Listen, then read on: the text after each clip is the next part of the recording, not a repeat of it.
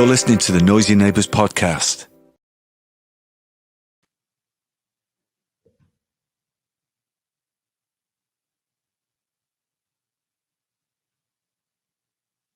Hey, everybody. It's Noisy Neighbors podcast. It is me, Joey McCune. I am going solo, at least for now. Mark is out being a good dad. His kid is playing his first varsity soccer match tonight. So shout out Bubba. Hopefully he does well. Thank you all for coming, dude. Friday night call-in show. Is there anything better than just hanging with Blues, having a drink, and maybe chatting a little bit of shit about a massive match coming up? Can't beat it. If it's your first time here, I'll kind of let you know how this thing works. All right. So pretty soon I am going to drop a link in the chat when we get going on the whole show thing. We get into the topics and all that. I'm going to drop a link in the chat. If you want to call in, all you got to do is click that link. It'll take you to a browser. Just type in your name and where you're from. Please make sure you have headphones. Even if it's just earbuds or something with a mic, because if you don't, sometimes we get some reverb stuff and it kind of sounds like crap. So don't want that, obviously. Topics. I mean, obviously, Liverpool this weekend, right? Burnley happened. I'll kind of breeze through that a little bit, but the big point of conversation is going to be Liverpool and what does the table look like now and what could it look like in, 72 hours. Because this is a big one. Again, thank you so much, everybody, for everyone that's here already. In the chat, put where you're listening from, where you're watching from, all that kind of stuff. Also, if you're new and you like what we do, you can support the show through Patreon. It's patreon.com/noisypod. Just for $1 a month, you can help us keep doing stuff like this. So, before we get into everything, here's to you guys. I think an old show used to call this House Rules. So here we go. Before we get into everything, I do have to thank some people. Obviously, Patreon doesn't do everything for us, but it does a whole hell of a lot. The fine folks at Manscaped have been taking care of your boys recently, as I'm sure you guys know. Valentine's Day is upon us, fellas. And gals, I guess, if you're looking to change up some things in your life.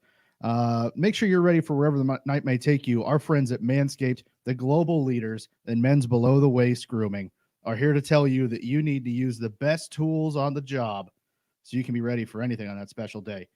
2 million men are already trusting Manscaped products to groom. Make sure you're one of them. Look, Valentine's Day is in 9 days. You don't need to be going into whatever you're going into looking like, you took a hatchet to that stuff down there. Use something good. Use something like the Lawnmower 3.0. Look at this thing. It's sleek. It's well designed. It's got safe blades. It's got a damn light on it. Are you kidding me? What more do you need, dude? You can look at everything. You can see what you're doing. You got to get it.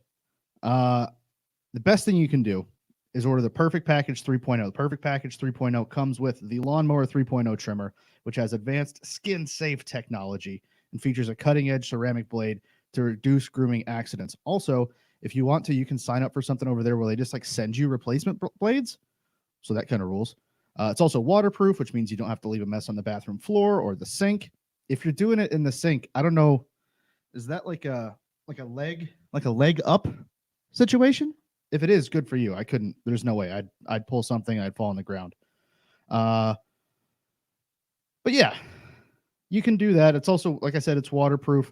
And when it's time for Cupid to shoot his arrow, you need to make sure you're looking good down there. Another good thing you can get if you want to smell good is this right here, baby. Refined. Manscaped's new cologne. It smells really good, actually. It's the signature scent by Manscaped. It's the same signature scent they use in all Manscaped formulas. It's the perfect package for your perfect package. Get 20% off and free shipping if you use the code NOISYPOD at manscaped.com your balls will thank you. Again, get 20% off and free shipping with the code NOISYPOD at manscaped.com. That's 20% off and free shipping. Manscaped.com. Use the code NOISYPOD. Happy Valentine's Day from Manscaped. All right. Now that that's over with, let's talk City, shall we? I'm going to drop the link in the chat. If you want to get involved, if you want to have your camera on, that's cool. If not, that's fine too. So, give me just a second. I'm riding solo here. Mulv might be coming on later. I'm not sure if he is or not. It's just going to depend on when his son's match is over. Shout out these guys. If you want to get my thoughts just before the match, I will be on the Last Minute Winner podcast on Sunday morning. So go check that out if you want. All right. So just drop the link in the chat. If you want to be on the show, click on that link. Like I said, it'll take you to a web browser, and then you'll get put in my queue, and then I'll bring people on as we go. I'll kind of breeze through the Burnley thing real quick. Obviously, the victory was nice. 2-0. Game was pretty much over at halftime. Gundo and Bernardo looked really good. Rodri looked good. Jesus looks like he's maybe getting back in the goals. So that's what's up. Oh, hell yeah. That's my people right there, dude. Sláinte. But yeah, the back three was interesting. I don't know if the Laporte thing is going to be a long-term deal where we're playing him as kind of a left back, but it was interesting to see. We got to get Cancelo out of there after an hour and kind of job done. All right, now that that's done with, let's get into the thing everybody wants to actually talk about. We do have callers lining up. First guy we're going to bring on, here we go. Jose. Hey, how are you, my friend? I'm doing very well. Just wanted to hop on and say hello. Been a big fan, and frankly, you guys have gotten me through what I would say are some of the hardest months of my life. My son was born in March, so he's through and through a COVID baby. So doing this all on our own without any family and friends visiting has been quite a challenge. I'm sure. Well, I'm glad we could help. I mean, I'm not sure how long you've been listening. I've been through some trials and tribulations myself a few years back, and it is weird how this little stuff, it seems just like two dummies sitting in what used to be two dummies sitting in a car chatting about City, like actually does stuff to people's lives. It's pretty wild. Anyway, Jose, where are you calling from? I'm calling from Chambersburg, Pennsylvania, just about 15 minutes away from the Maryland border. Oh, okay. I was thinking maybe we were neighbors, but you're a little further away. What do you want to talk about, dude? So I think something that needs to be mentioned, and I know we're flying high with all of the results and everybody stepping up. You have Foden, you have Ferran coming through and having an incredible start to his City career.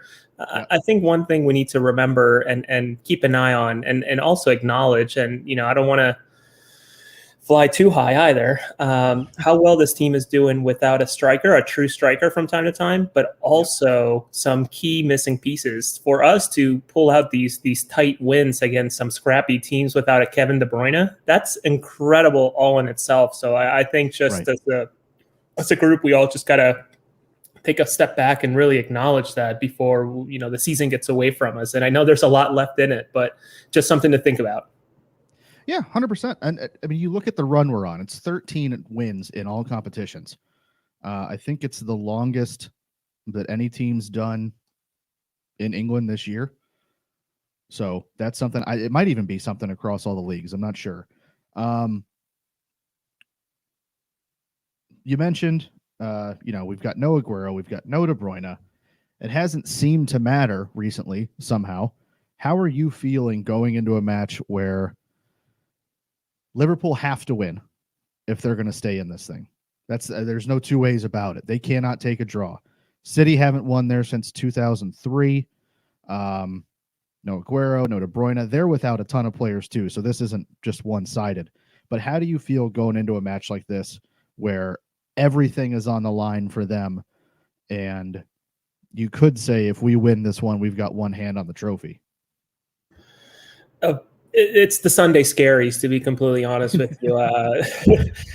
Manchester City does an incredible job of running the score against some of these mid-table to low-table teams. But when it comes to these big games, despite having everybody on our end or on their end, it's still a very scary proposition. Say what you will about Liverpool and losing to a bottom of the ladder team. And two on the bounds, what used to be a fortress now seeming more like a sandcastle. I think it's a perfect opportunity for City to really step up and capitalize and make a stance. And I always hate seeing the bets, the bookies, put us up by 800 and whatnot, because holy smokes, it just infuriates me to even start thinking about it. And you see a lot of the City crowd getting behind that and saying, oh, it's over. And absolutely, it's not. Whether we are 7 points ahead or whatever on some people with a game in hand, we know what City did a couple of years ago when we were on that massive stretch over the Christmas period into the spring of win after win after win, pulling some in the 90th minute with Sterling curling something against Southampton, I think it was, last minute type of score. I believe so. It's scary. I hope they show up. And if they don't, I hope that they figure it out against some of those bigger sides. Again, I also don't want to see Mahrez sending this ball to the other end of the river, Right. On the penalty kick, or could have had that win. That ball still hasn't come down, I don't think. I think I think it passed Jupiter about 2 days ago. I think it went past Elon Musk Tesla that's still in space. Let me ask you real quick, because we got calls backing up, so I am going to move on here in a second. You said you don't want Mahrez. I think the big argument right now is, who are your fullbacks and who is in your front three? I'll fill one in, Cancelo. Yeah, I think I would start Cancelo, Walker on both sides. Then you have, I think you have to go with Stonesy and Diaz without a doubt. Gondo is so hot right now. Gondo, Rodri, throw in Foden, Sterling on the left, and then Jesus up top. And I really think he could really make the most out of the moment. Throw in Varane, throw him on the right. Have him have a go at a battered Liverpool side as a young player, get that experience under him, and let him shine. There you go. Hell yeah. Well, give me a score line, Jose. What's going to happen? I think it's going to be 2-1. 2-1. We're going to score early. We're going to concede right before half, but somehow we're going to squeeze something in the 70th. 2-1 to the Blue Boys, huh? Hell yeah. I like that. Hell yeah. Well, Jose, thank you so much for calling in, dude. I appreciate the hell out of you. Stay safe. Congrats on the baby boy or the baby. And yeah, we'll see you next time, buddy. Thank you. Jose, ladies and gentlemen. Yeah, hell yeah. This is fun. I'm so glad you guys are calling in. We are backed up. So next up, here we go. This is a bit of a coup. Hello, sir. Andrew Detmer. How are you? Cheers. Solancha. So are you getting do the rest of the guys know about this, or? I mean, they probably do. I don't know. If they read Slack, they works. It's fine. Okay, cool. So for those that may not know, which I'm sure isn't many, you are part of the Main Road Ramble. Indeed. I was the third member of Main Road before the merger, and then we merged, and now who knows who really is the senior ranking member. Big business stuff, dude. Look at this. Uh-oh. See what happens? Uh-oh. I can handle him. This is yeah, exactly. This is two shows that I might break up today. I was on City Extra earlier. They gave me a call right before the stream ended. So I'll send Richie a cannoli and he'll be fine. Scungil. So what do you want to talk about, dude? I'm guessing Burnley. Oh, always Burnley. No. So I feel like, and I understand what Jose was saying. I understand a lot of people, like, it's Liverpool. I don't have faith. If you listen to our preview pod, I was like, yeah, I'm confident, but also like all the things about Anfield could just totally screw us. Yeah. However, there will not be a better time ever Yeah. to break the curse of not winning at Anfield. Yeah. Like Fabinho and Henderson, great players. They are not center backs. We know what it is like to play great midfielders at center back. It doesn't always work. This cannot be a Pep team that like goes out and he's trying to like, oh, we're going to play cautious. We're going to kind of just like control midfield, hope for a couple good matches. Like if this turns into the match at Old Trafford earlier this season, I'm going to be very frustrated and also disappointed because I think they are there for the taking. This needs to be what we've seen for City for these last 13 matches. You put the best 11 guys on the pitch, you send them out there and you say, do what we've been doing because we're doing it better than anyone else right now. There is no Anfield magic that can happen because there's no noise in the stadium. Their back line, I think, is probably pretty exploitable, especially with some movement. So, yeah, I would say.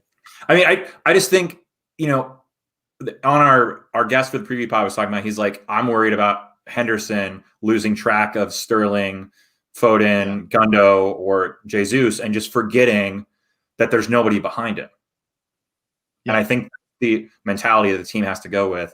Obviously, we're not going to play the 4-2-4 we played against United a couple of years ago, where KDB was just kind of all over the place. But I think our typical 4-3-3, we've got Gundo, Bernardo in midfield. We've got Foden on the left, Sterling on the right, Jesus up top. I think you got a lot of movement. I think you got a lot of creativity. And I don't think you have anything to worry about at that point. Because I think if you lose, it's because Liverpool played really well. But what I don't want to see as a City fan is we just say, oh, it's Liverpool. We always lose. Let's not go for it. Right. Yeah. I am kind of worried that Pep will be too practical, maybe.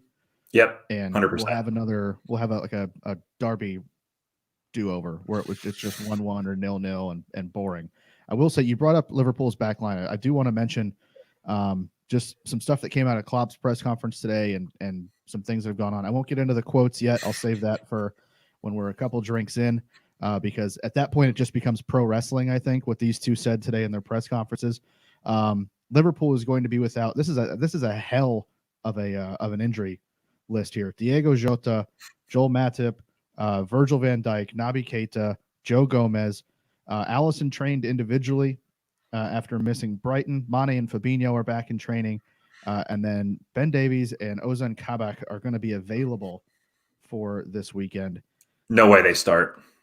I've got a sneaky feeling that one of them starts alongside either Fabinho or Henderson. I mean, I guess it does theoretically. I don't think they should. if you start say Kabak, who's been phenomenal for Schalke this season, like I think he's a quality player. Maybe that lets you put Fabinho in midfield where you can then try to take it to City a little bit more because our midfield is unquestionably better than what they've been starting in midfield. I think even with Fabinho there, you'd be hard to argue it isn't better even with KDB missing.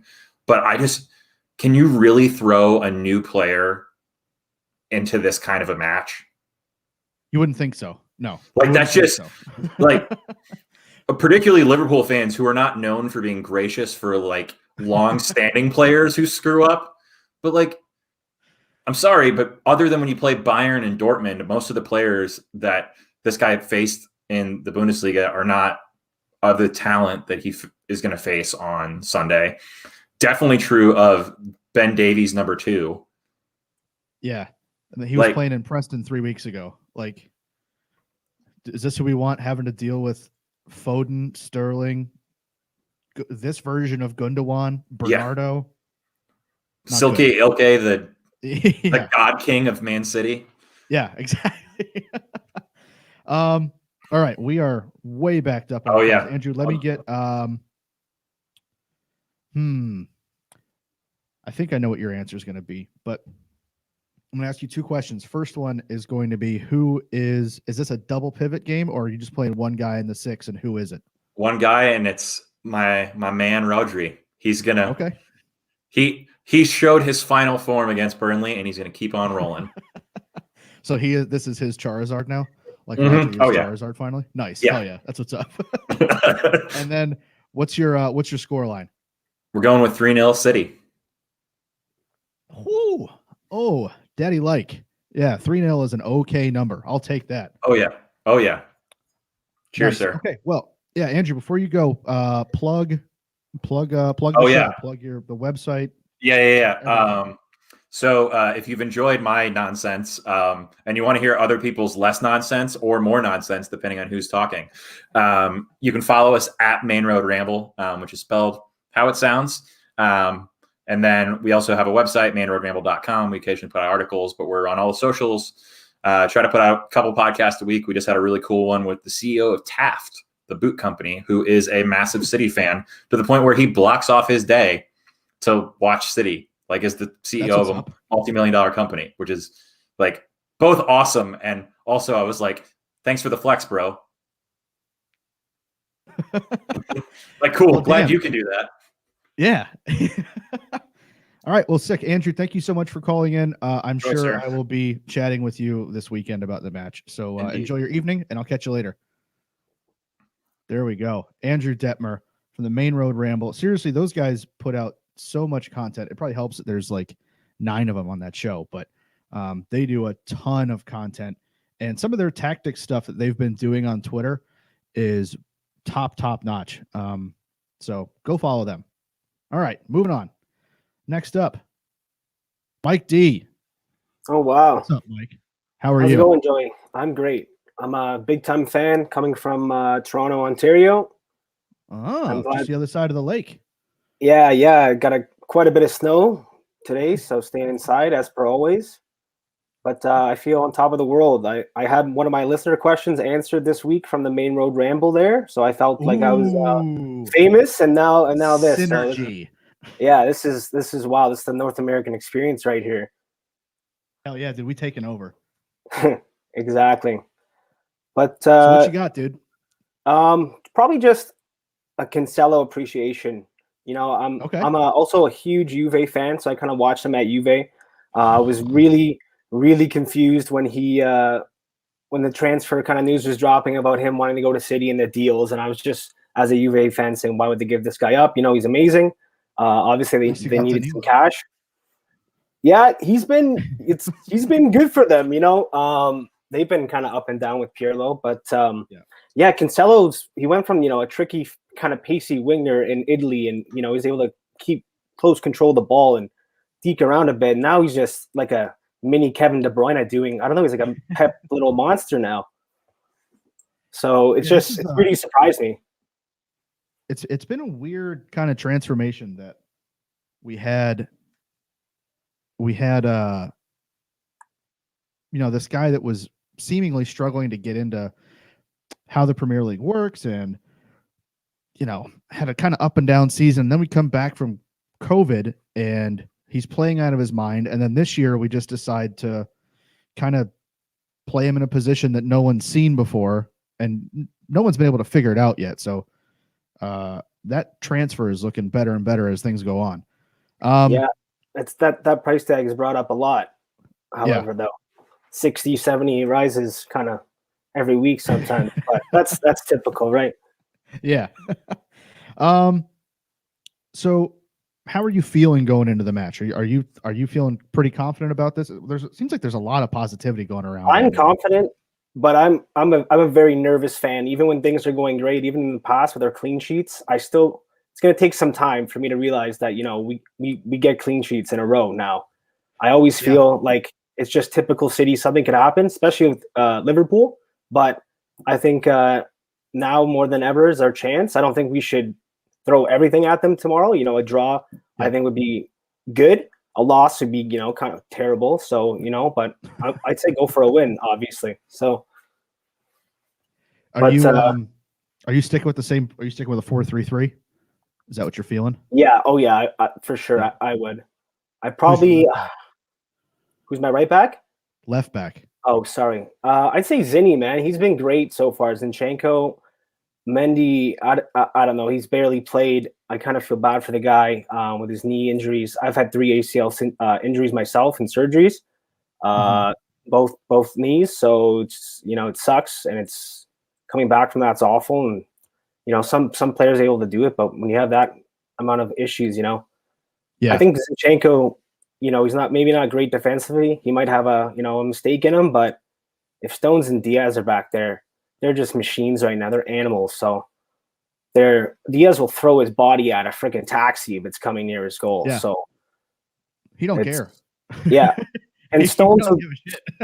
and if it's up to somebody else to make a crazy clearance off the line, Johnny Stones will do it. He's and done he'll it break before, Liverpool's that's for hearts sure. again, right? So I'll ask you 2 more questions, then we'll move on because we're Awesome. still backed up. So shout out everyone that's calling in, because it's nice having a queue down there that I can kind of tick through. So there's a few points throughout the City's 11 that are going to be up for contention, right? That's the fullbacks. There's whoever plays in the 6, and then it's the striker position or not. So do you think we play with, say, Jesus or Ferran Torres as a striker, or do you think we revert back to a false 9 for this match? I say give it to Gabby, man. I love Gabriel Jesus. I know he's always up hot and cold. I think you just got to live with his momentum right now and give it to him. I think his last game, he was scrappy. He was throwing himself at goals. It was a good header, and he's trying. And I think if you take him out of the team, you risk the chance of him kind of dipping back again. Although, I don't know, Pep's a mad genius, so we could play with no strikers, no fullbacks. Either way, I could see us winning any game. I'll probably be nervous the entire time through it. But I'm also interested about Rodri and Dino. Rodri, I just saw him last game just getting a towering header in the box, and I just wanted to kiss him. I was like, I don't know, we don't have that, right? He's just huge, right? And I know he's not mobile all the time. Since we had multiple 6-footers. Yeah, I mean, in the past, it's some little guy jumping his highest, maybe a Dino throwing an elbow in there too to get that clearance, and it's great. But I like that you see his big head in there, Rodri, and okay, he's probably going to get this. This is good. But they both played so well. So either one. I'd say stick with Gabby as well. Cool. All right. What's your give me a score prediction, then I'll let you go. I'll say I wanted to say 2-1, but that was picked, so I'll say 3-1. I'll be optimistic. Oh, hell yeah. I'll take it. I see somebody in the we're about 2 away from you. There's somebody in the queue that popped his hoodie off, and I can see what top he's got on. So I'm sure he's going to give it to us pretty big here pretty soon. Well, Mike, thank you so much. Thank you so much for calling in, dude. I appreciate it. You, and thank you so much for everything. It's been great. Whenever they let us cross the border again, I am hoping to infect your town for at least a weekend. So do it. I'll probably catch you at Upper Bob's or something. All right. Yeah, people love it, man. Toronto's the 6. It's live right now. Well, not right now, but sometimes it's live. Soon. Open up. All right, brother. We'll see you. Damn. That's both continents or both countries of the continent that speak English. So crushing that. If I get somebody here from Montreal, I am screwed because no do French good. Coming up from the Big Apple, Spencer. How are you, brother? What up, Joey? Bonsoir. Wait, that's Montreal, right? Yeah, I'll take a omelette du fromage. I think that means cheese omelet. And all right, Dexter. That's all I got. What's up, dude? What do you want to talk about? So I wanted to talk a little bit about the press conference earlier today between the managers. And, I saw a lot of people on Twitter and on social media being all wound up about Klopp talking his normal nonsense about City and, the COVID and breaks and all that. And I just wanted to point out, he's making excuses before the fact. And it just seemed to me that he was coming from a place of fear. And I think he's scared of us. So I just want to say to, everyone following, I really like the energy, the positivity, and the fact that we've been playing so well without Kevin De Bruyne, without Sergio Aguero, and they're a depleted side, we could do this. We could actually do this on Sunday. I think so too. I will. You brought up the quotes, so I have pulled some quotes from both managers' press conferences today. I'm trying to be somewhat fair here. You know, normally I just sit here and talk crap and get tanked, and then wake up fuzzy the next morning and wonder what I said on these things. Well, it's your show, not mine. So yeah, well, and I just drink for the bit. You know, it's not. I don't actually like to do this.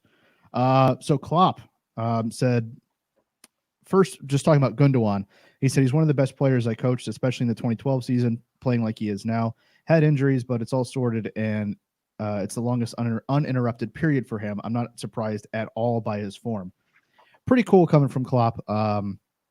Obviously, what they were able to do at Dortmund in the early part of the decade was fantastic, and I mean that's part of the reason that City went after Gundogan to begin with. Klopp also said, we need to play football, train, and recover, and use each minute to train. We haven't had a break. City had 2 weeks for COVID reasons. It's a tough year. Some teams, it looks less, but for us, it's tough. I will talk about this with the guy that's coming up He's next, trying to wind us up. But he's trying to wind us up. Yeah, he's trying to take us out of our game. This is like, you know, like, I don't know how anyone is taking this seriously, because we've, never mind the fact that we've played more games since then, and we're in every domestic cup competition, and they're not. So obviously we're going to be playing more than them.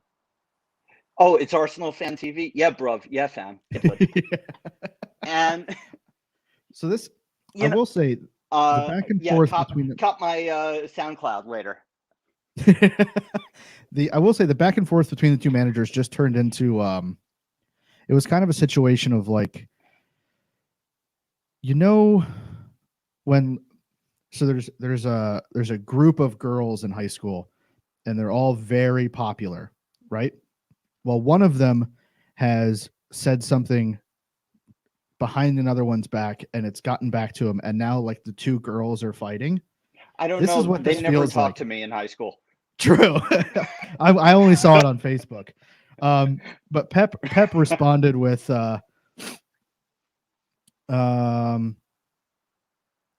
Jurgen has to see the calendar again. We had COVID, 1 week off, and played with 14 players in Stamford Bridge. Maybe I'm wrong. Maybe it was 3 weeks or 4 weeks. When I see Jurgen, maybe I will ask. I'm surprised. I thought Jurgen wasn't that type of manager. I'll tell him tomorrow. I'm not irritated. I didn't expect it from him. It is hilarious to say I'm not irritated, but then keep on going. So he kept on going. Yeah. That he knows it's not true. Nobody in the league has 2 weeks off. It might be for a purpose, but I didn't expect it. I thought he wasn't that type of guy. Maybe I was wrong. And that's to me where it just sounds like two teenage girls. Like, I just didn't think you were this type of person. And it really just takes me aback. Well, to be fair, they kept asking him more questions about it in order to, you know, get more clickbait going, you know, to get more articles done. So, you know, it's not like he was just going to say next question. I've already said it, move on, you know, but Klopp is kind of showing his cards when he's saying something like that fairly innocuously without much of a nudge from the interviewer, from the person asking that question. You know, so obviously Pep's going to respond because they're going to ask about that, because they want to make it Klopp versus Pep. Mm-hmm. You know, they're the two best managers in the Premier League, you know, and two of the best. I mean, Pep is the best in the world. You know, Klopp is one of the best, but yeah, no bias there. And yeah, so this is a very fair and balanced show, so I want you to be sure that you're right down the line here. Don't start leaning. Yeah. And yeah, so I really think that this is kind of overblown, but at the same time, Klopp has really showed his cards. He's making excuses before the fact, and he's running scared. And I have a few friends who are Liverpool supporters, and after they lost to Brighton, they were saying, "Oh, we're so injured. You guys had COVID and you had breaks, blah blah blah." Completely unprompted, by the way. I wasn't even watching the game, and they were already going to that. So it just seems like this last grasp of desperation for them to kind of look down at City while they're 7 points behind us with a massively depleted side. Luckily for them, Salah has been playing fairly well. He didn't score the last game, but before that, he scored twice, and one of them was an absolute banger. So there are glimmers of hope for them, but the difference is, I think Ruben Diaz has become our kind of Virgil van Dijk in the way, in the sense that he's become our main guy in the back and almost our quarterback. He's been our leader. He's been very vocal. He's doing a lot of the things that made us all love Vinny so much. And so I can't believe I'm going to say this, but Jamie Carragher was right when he said that if City win the league this year, Ruben Diaz should be Player of the Year. Because of everything that he's done for the club since he joined. And I don't see I can't argue against it, because who else have been getting votes or have been in the conversation? Kevin De Bruyne. Right. Well, he's one of our best. We love him, but he's been out. I hate to say this, we've been doing really well without him. But we've done that in the past too. 2 years ago, when he was out for 3 or 4 months. Then Jack Grealish, and no, and Bruno Fernandes. Bruno Fernandes. He trips, he slips, he falls, he gets a penalty.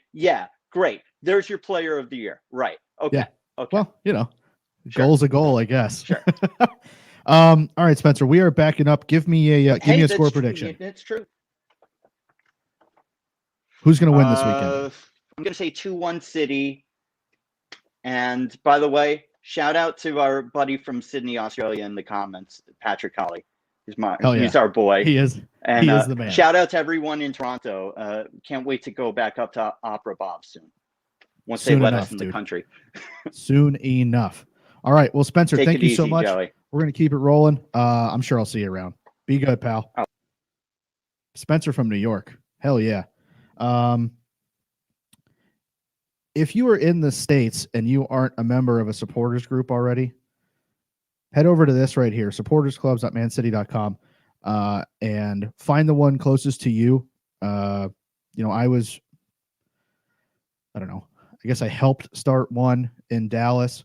I'm allegedly a part of the one in Cleveland now, but I can't go to it. So a little weird there, but go find the one nearest you, because when we are allowed back into pubs and all that kind of stuff, it's so much more fun to go watch a match with a bunch of other Blues than it is just sitting at the house in your pajamas and drunkenly screaming the F word at your television. Okay, well, this thing hasn't been,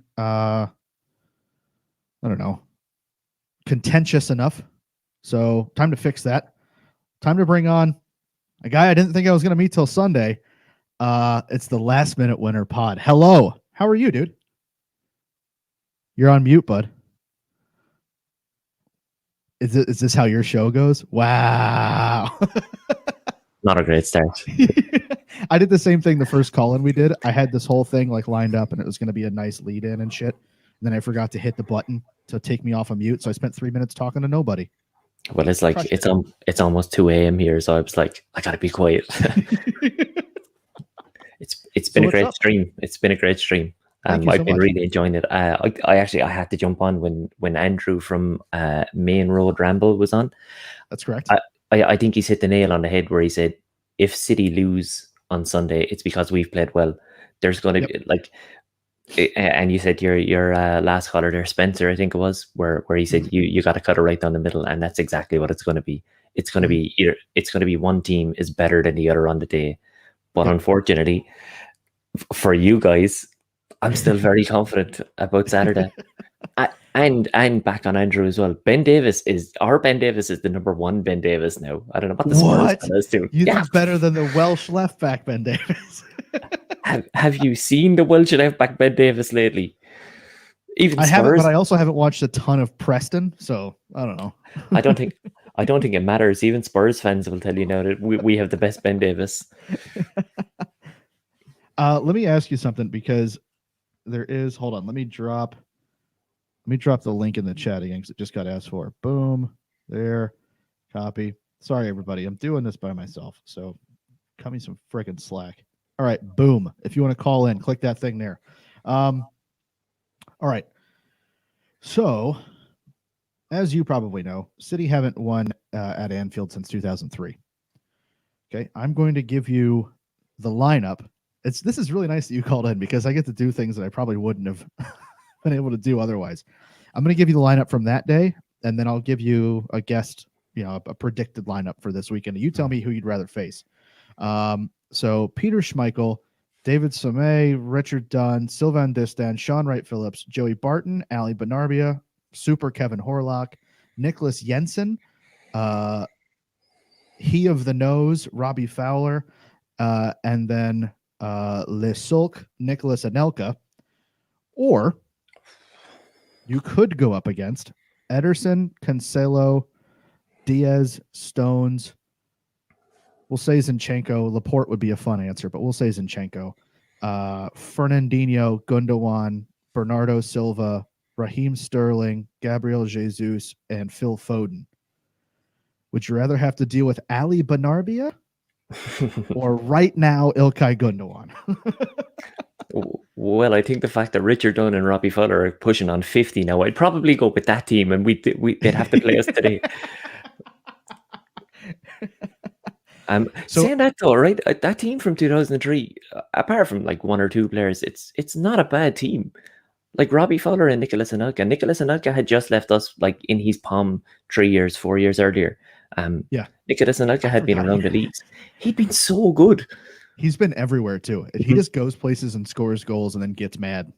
I think I read something to say like his agent has made the most ever money from player transfers for Nicholas Anelka, because obviously they get paid every time they move and stuff. Why would you not move? Yeah, I get that. Another thing, since I've got you, so you guys are going through the same exact thing that City went through last year. I mean, if I'm really going to be impartial, it's you had a ridiculous season where you crushed everyone. No one could touch you. And then something god awful happens and you lose the leader of the team. For us, it was the kind of double whammy of Vincent Kompany leaving, and then Aymeric Laporte, who had been a Rolls Royce the year before, does his knee in, just like Van Dijk, and we lose him for the year. You guys are going through the same thing. So you lose Van Dijk. I don't know that there's really like a top-notch partner for him at Liverpool, but that's probably, I don't know if that's how you guys see it or not. But for me, there's no one next to him that I'm like, damn, what a center back pairing. But you lose Van Dijk. Jota comes in and is, gangbusters, and then gets hurt. What is it like from your perspective watching this team this year, knowing that you have to keep dealing with like just thing after thing keeps falling, shit just keeps falling everywhere, and you're trying to kind of climb back up? I'll be honest with you, mate. It's just putting on a brave face at this stage. It's depressing. But it's not. And you mentioned like Virgil van Dijk having a centre back partnership there. I think for you to say the other players, you don't think the other players are good enough. When we look at you, we think of John Stones the exact same way. But you look at the difference Ruben Diaz has had on John Stones, and it's tenfold. Like he's made John Stones look like an actual decent defender. Like Virgil van Dijk makes Joel Matip look like Rio Ferdinand. Yeah. I mean, not as good, but he makes him look decent. And I don't think it's the fact that what gets overlooked is not only the fact that we lost Virgil van Dijk and obviously we've lost Jota, but it's ye lost Aymeric Laporte and replaced him with a centre half, and that was it. There was no other change. We lost Virgil van Dijk and Joe Gomez within 4 weeks of each other, I think. And then we lost Joe Matip for an extended period of time. So then we lost Fabinho. And I don't mean we lost him as in he wasn't playing, but he's now out of his natural position. So therefore, Jordan Henderson's out of his position. So then Trent can't do as much as he can. So if I was to equate it to Man City, I'd say, let's say they lose Ruben Diaz and John Stones tomorrow. Okay, Aymeric Laporte is going to come in and he's going to play. But now Fernandinho has to come out of the 6 and he's got to go into a centre-half role. We don't need to do that again. But then, Ilkay Gundogan then has to go into a 6 role, and Kevin De Bruyne has to drop back. Yeah. Now ye have the players to do it, but you know, because you've got sweet cash and we don't. Don't play that game. Don't play that game. Look, I still don't think we spend as much as was like just a slap on the ass, or winning the league was just a slap on the ass, or like Fenway doesn't have money. I live in the States, dude. Fenway's got a ton of cash. Yeah, Fenway's got money for America, or it seems. We spent $2 million this January transfer window. We've still somehow managed to pull off 2 that ain't us problem. That is not a us problem. Very true. So, let me ask you before we go. I'm going to let you go here in a second because we got people backing up again. You're back early. What is going on here? I extended an olive branch because I'm a good media person. I'm freshly vaccinated and I'm already seeing things. You got a vaccination? How did you pull that off? You're not 60. Are you 65? They must have given me the wrong one because I see it. Carry on, lads. Carry on. Hey, Mulv, how are you? You all right, mate? I don't even know your name. What's your name? I'm Rob. I'm going to be the one that Joey's on with Sunday. Absolute pleasure. Lovely. Thanks. Carry on, lads. All right. Thanks, Paul. So we've heard enough City starting 11s tonight. What is your predicted? We know kind of who's fit and who's not. What's your predicted starting 11 for Liverpool going into Sunday? Alisson is back. So Alisson's going to start. Trent and Robert are going to be the 2 full backs. I don't think he's going to start any of the new guys. Not against City.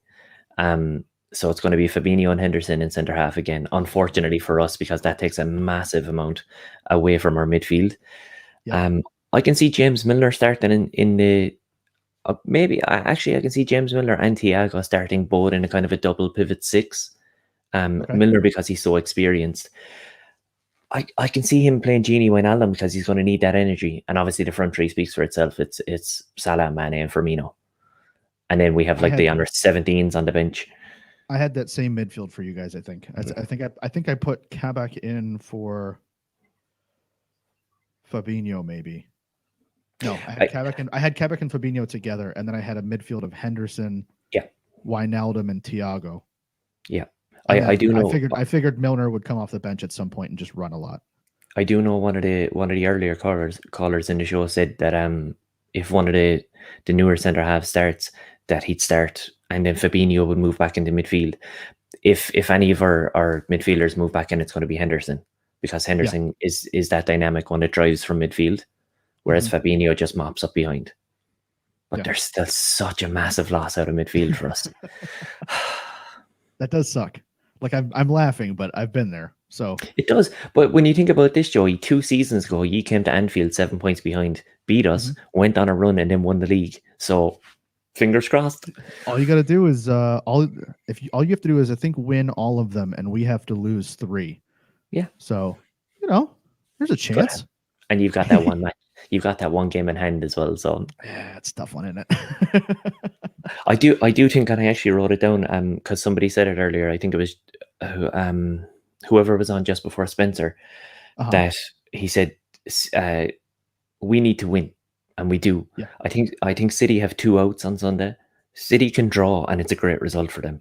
Like, obviously, a win is a better result, but if a draw for City, it takes one game off the board for everyone, and it only gives us the same number of points still. Yep. So we're still 7 points behind, which you have an match in hand, and then we've one less game to play. Yep. And that's what happened to us 2 seasons ago. Games ran out thick and fast, and we just couldn't catch you in time. Yeah. Did it last year, though. Hopefully you can't this year. Hey. Blind squirrel finds nut. I just hope no one's outside the stadium throwing bottles tomorrow. You know what I mean? You can't paint us. Don't paint us all with the same brush. I just said I hope no one is. I didn't think everyone would. I didn't say anything about Joey Barton digging players or headbutting people that he used to play for Man City. So Joey Barton does suck.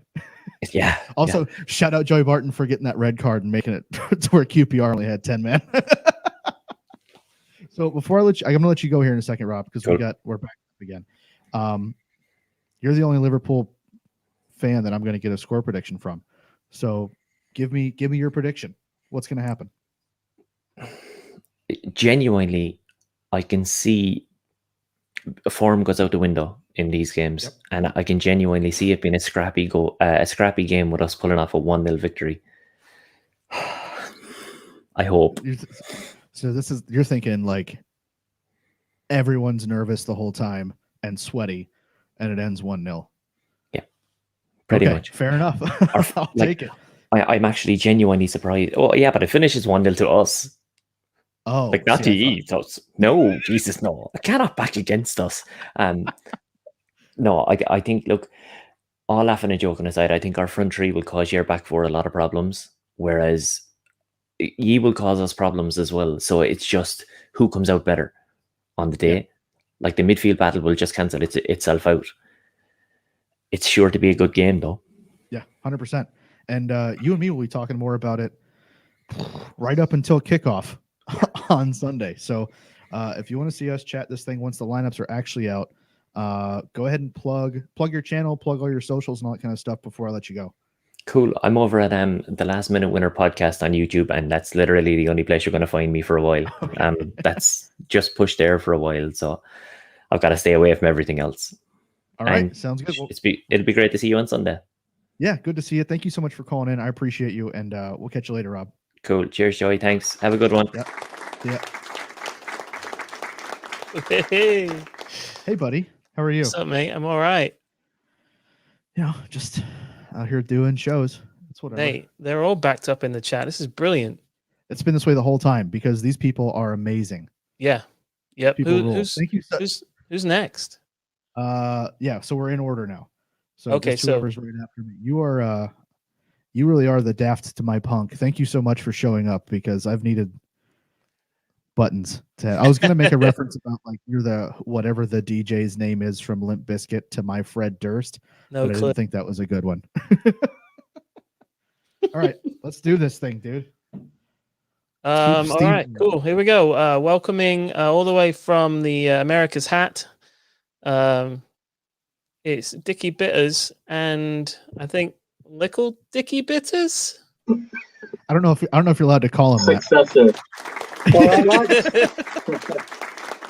Man, I would never want to be called Lickle Dickie. Lickle Dickie Bitters. He's thrown away his Bittress Blue trophy that he's got from Upper Bob's. It was a can of bitter that went off. Oh, did you drink it anyways? Nah, it looked well dodgy, lads. How we doing? Oh, just another lovely day in sunny Cleveland. I got my flamingo shirt on to match the weather outside. It's about 15. And, I don't know what that is. Snow. I don't know what that is in metric, but we were about could be -1, could be 16. 300. I have no idea. We were sat outside with some friends for $3 down in -16 Celsius having a lager. So lockdown central, knockdown central, whatever it is. Yeah, anyway, I brought the lad along because you know what? You think I'm a bitter bastard? He's worse than I am. This lad. So the apple didn't fall far from the tree, huh? Talk to him. I'm a little more optimistic, not in terms of the Liverpool fixture, but in general, I'd say I'm a bit more optimistic than this guy, which isn't a statement by any means, because it's not difficult. Not at all. What do you want to talk about, man? How are you feeling? Nervous. That's that a boy. That just comes in the genes, right? Are you? So I was on the City Extra call in earlier, and they asked me how I was feeling. I told them kind of the stages of, it's not grief, but terror that I go through. So it's like right now I'm fine. The stream's going good, so I'm not like spazzing too much about it. Everyone else seems confident, so I'm kind of feeding off that. But tomorrow I'll be good. Sunday I'll wake up and I'll want to die, probably.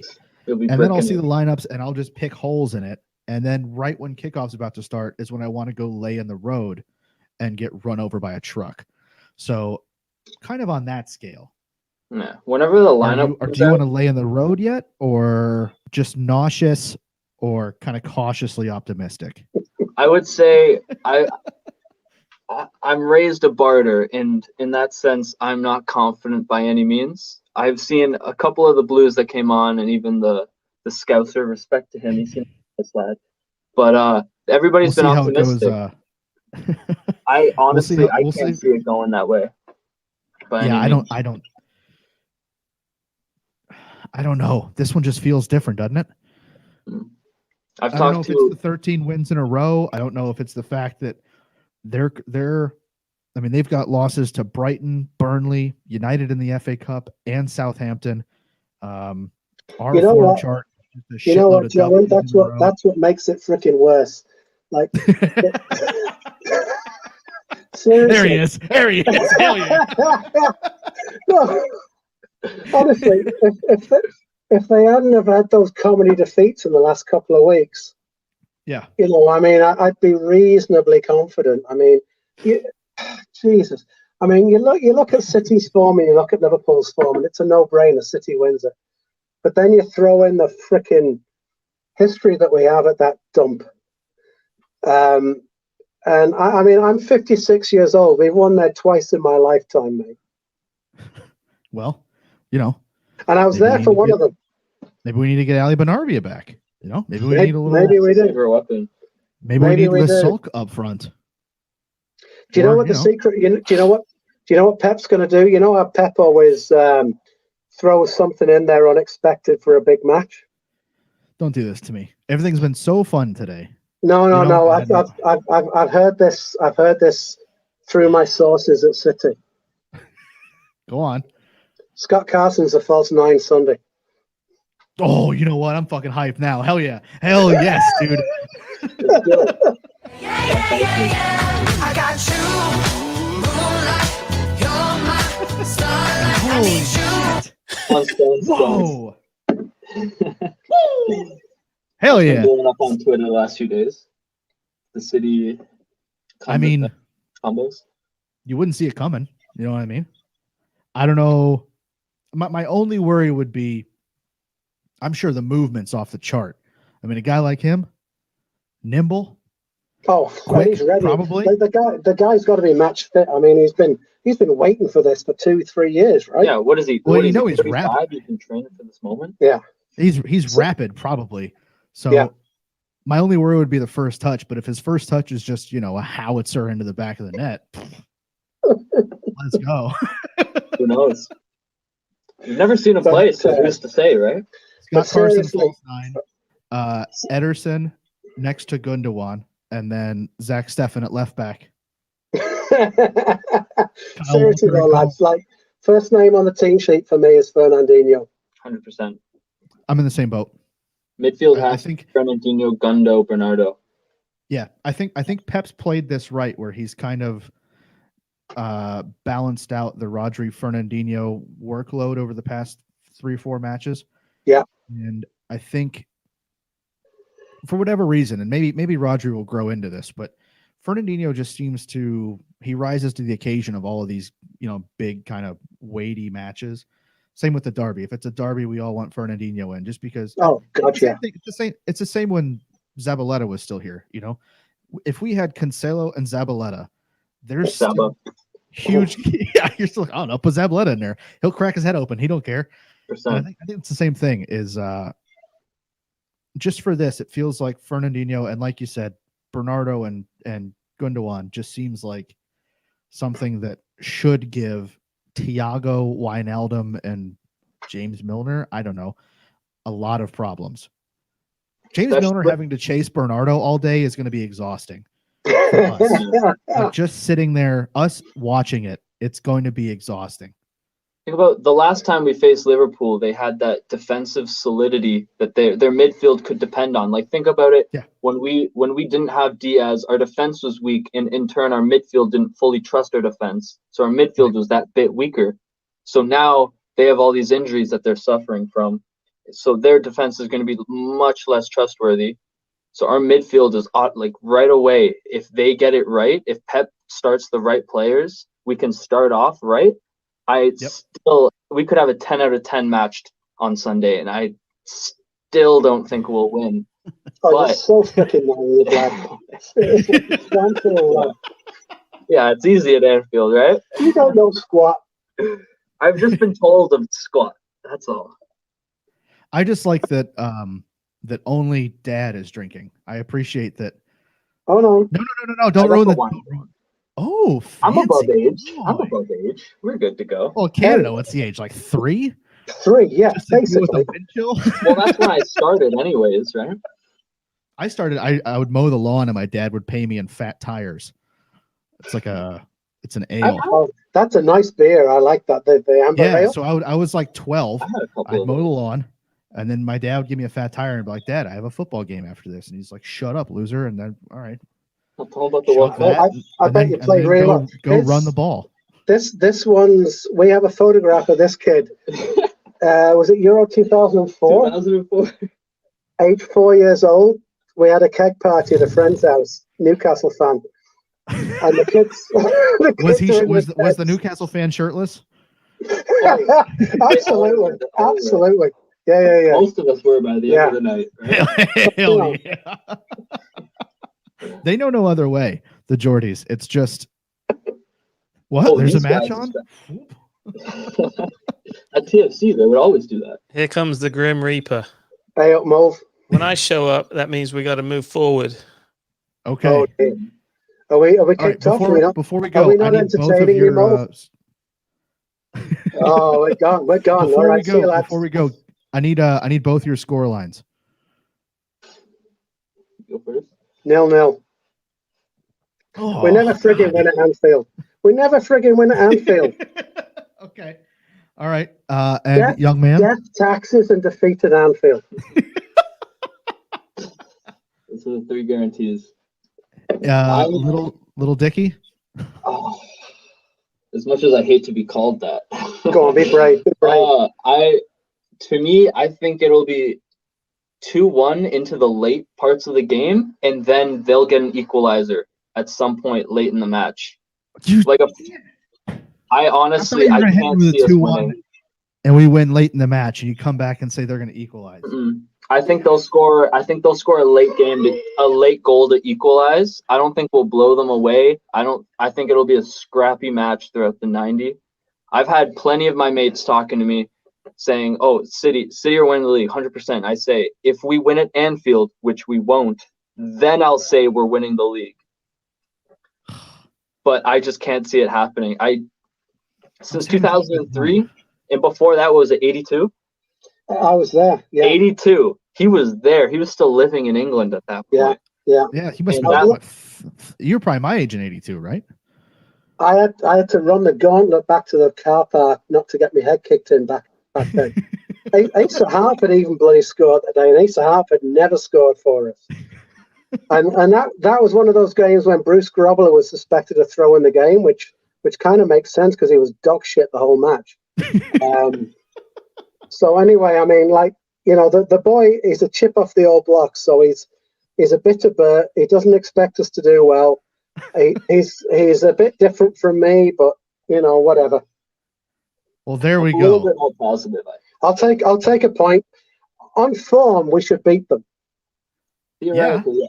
The what's it called? The last minute pod. The way he said form goes out the window in these games. He's completely right about that. If he gets a Twitter account, I'll give him a follow. Yeah, it's gonna be fun in Liverpool, isn't it? So we're gonna be doing this same damn thing. Sunday morning, right before the match, over on his YouTube channel. Oh, so, okay. Like right up until kickoff, I'll be on there with him. So if it's on his YouTube channel, I'll come on and I'll be talking some smack. Hell yeah! There you go. There you go. Well, there you go, everybody. The bidders is from Canada. Thank you so much. Take care, lads. Thanks for having us. Ta-ra. That is plural, right? All right. Yeah. Are you ready? Give me 1 minute, 2 minutes. Okay. Is that 2 okay? minutes. All right. It'll be So less. It's like I'm 90 on, seconds. am I? Yeah, you're gonna have to be a host cool. for 90 seconds. Cool. All right. Well, I'm going to bring on a guest, and then you can come back in. All right. Cheers. All right. So, hi everyone. Sorry I missed the beginning of this. I was doing some stuff. Got a vaccination. Got my COVID vaccination. And I was watching my lad play football. Looks like it's going well. Loads of guests in the chat. So we're going to move forward here, and I'm going to bring in Carl from Washington D.C. There he is. Hi, Malv. Hiya, mate. You've been waiting patiently. Thank you so much. I've been enjoying it in the background. It's been great. You've been quite active this week on Twitter, haven't you?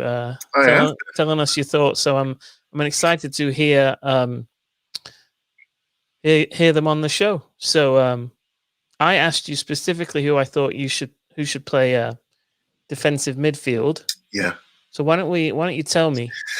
Yeah, I've observed. Thanks for having me on, by the way. You guys did a great job. I love the content. I think I'm a patron. I believe I'm a patron. Oh, love the patrons. Thank you, mate. Much appreciated. I support fellow Blues. So I've been watching. I watched the Cheltenham game. I watched the West Brom game. I noticed that Pep was playing this weird formation in possession, 3-1-3-3, which he loved at Barcelona. Loved it. 3-4-3-3 or 3-3, where back three, Rodri holding, Cancelo playing this inverted 8 and the front three.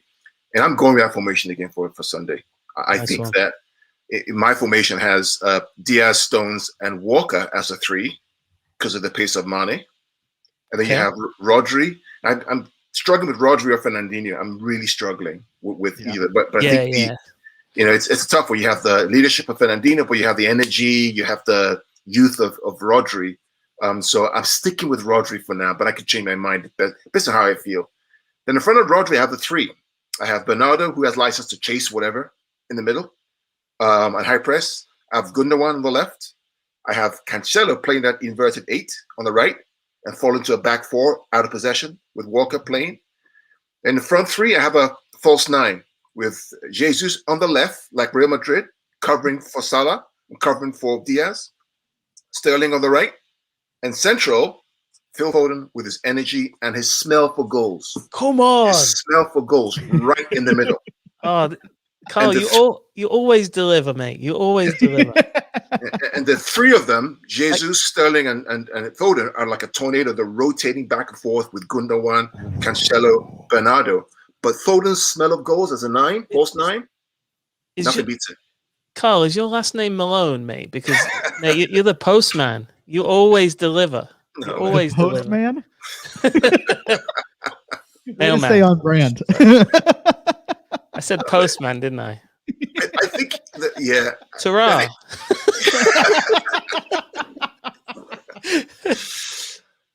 I think the way to beat this Liverpool team is just to confuse them out of possession, just to confuse the back 4. Don't know who to pick up. The speed, the passing, the movement, the aggression. You just have to do that. You can't sit back. You can't just sit back and wait for them to punish you. You have to go for them, in my opinion. This is as good a chance as any. What do we have to lose? 3 points? We're still top of the league. And a game in hand. Yeah.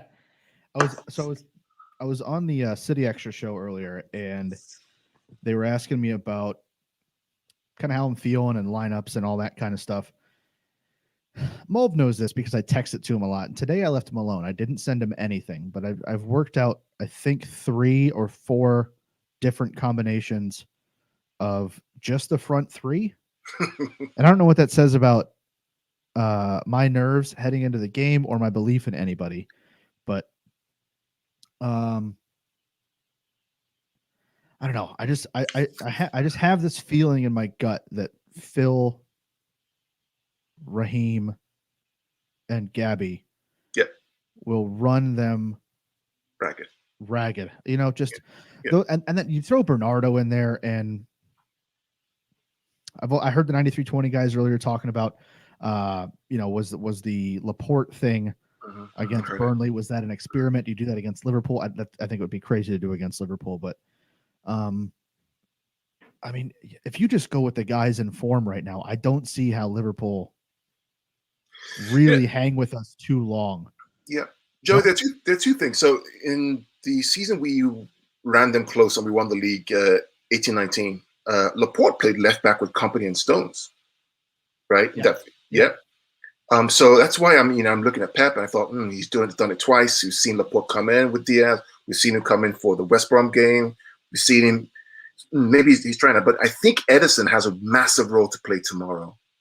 I think Edison's ability to ping 70-yard balls from defense in goal all the way to Rouse on the right, Rouse on the left, or Jesus will pin back Liverpool's fullbacks. And when you pin them back because they're scared to come forward because he's going to ping it, you have an opportunity to exploit space. So it's going to be really interesting. Really interesting to see if that happens. I think for once, it's not something you see often in a City match, but I think for once, the true battle is going to be the flanks. Yeah. Normally the battle is in the middle, or how does City unlock, a mid block or a low block of, two banks of four, a 5 and a 4, something like that. This one really does feel like this whole thing is going to be won within about 15 yards of the touchline on either side of the pitch, because you've got great fullbacks on either side. Based on where Cancelo ends up playing, if he plays, but say if he plays that kind of inverted, kind of extra 8 kind of thing. I don't know what Liverpool do. Does Robbo just sit back with whoever the winger is on that side, and they have a midfielder go to pick him up? It just seems like there's numerical problems that are going to start to arise depending on where Cancelo and if it's Zinchenko, where those two end up playing. Because this feels like, if it's Cancelo and Zinchenko, this feels like this could be back to that kind of 2-3-5 that we've seen a few times this year, where we just overload every single part of the pitch and you can't handle it. And even if we don't create a ton of chances that way, the ball movement and how much the other team has to chase just tends to wear them down.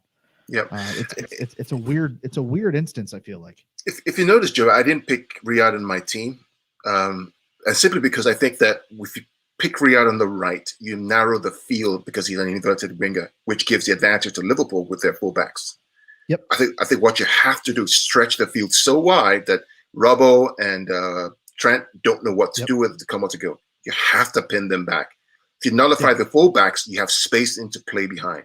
If Mahrez plays, we know what he's going to do with his left foot. He's going to cut back in and then make the field smaller, and Rouse on the right as well.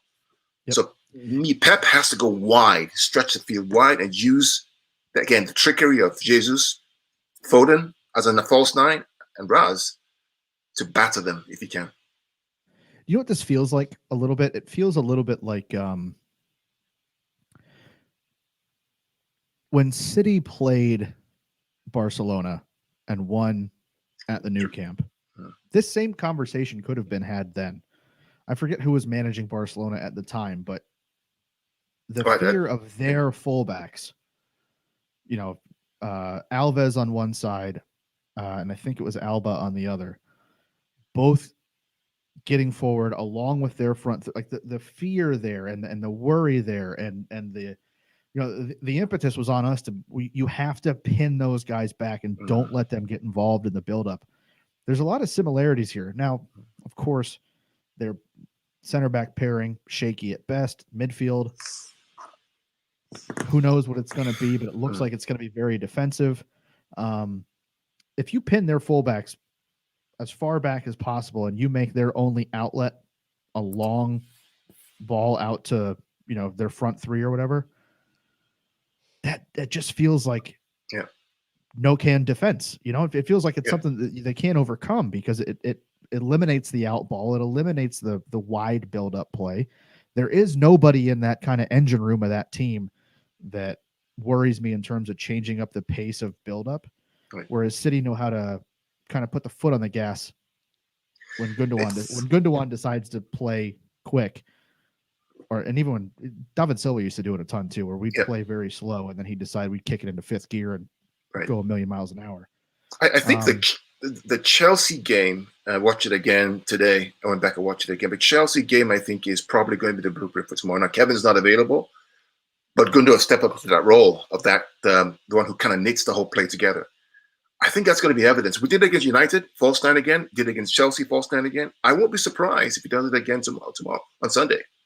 Play the false nine. Yeah. Makes sense. Make those center backs have to think, whoever they are. Because if it's Henderson and Fabinho, yeah. It's going to be interesting. It's an interesting game. I'm looking forward to it either which way. Because guess what? Win or lose, we're still top. We still got a game in hand. Yeah. That's right. Yeah. All right, we are backed up still. Before we go, Carl, what's your score line? 2-0 City. Come on. Oh, clean sheet club. Hell yeah, boy.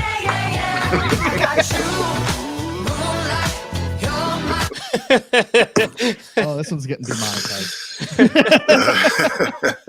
Thank you, guys. Right, appreciate it. Carl, thank you so much. Carl, mate. You're always welcome. Take care. Yep. All right. Carl, always amazing. Next up, mate, if you are ready.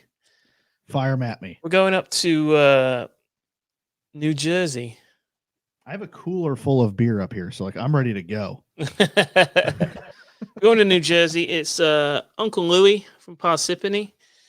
No, it's not. It's not Uncle Louie. That's Karate Kid. I hate parsnips. Here he comes. It's Tyler, mate. There he is. Ooh. What's going on? I just became a Patreon supporter. Hell yeah. Thank you so much.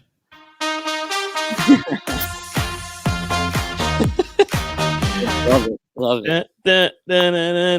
He's a Patreon. Damn. Thank you so much, dude. That's great.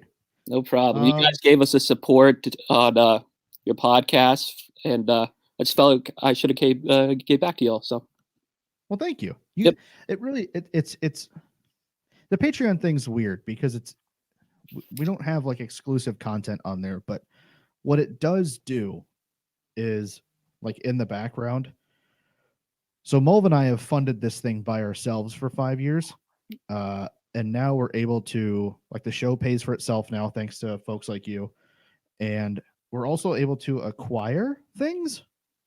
So the more tech we can buy, the more kind of cool stuff we can do.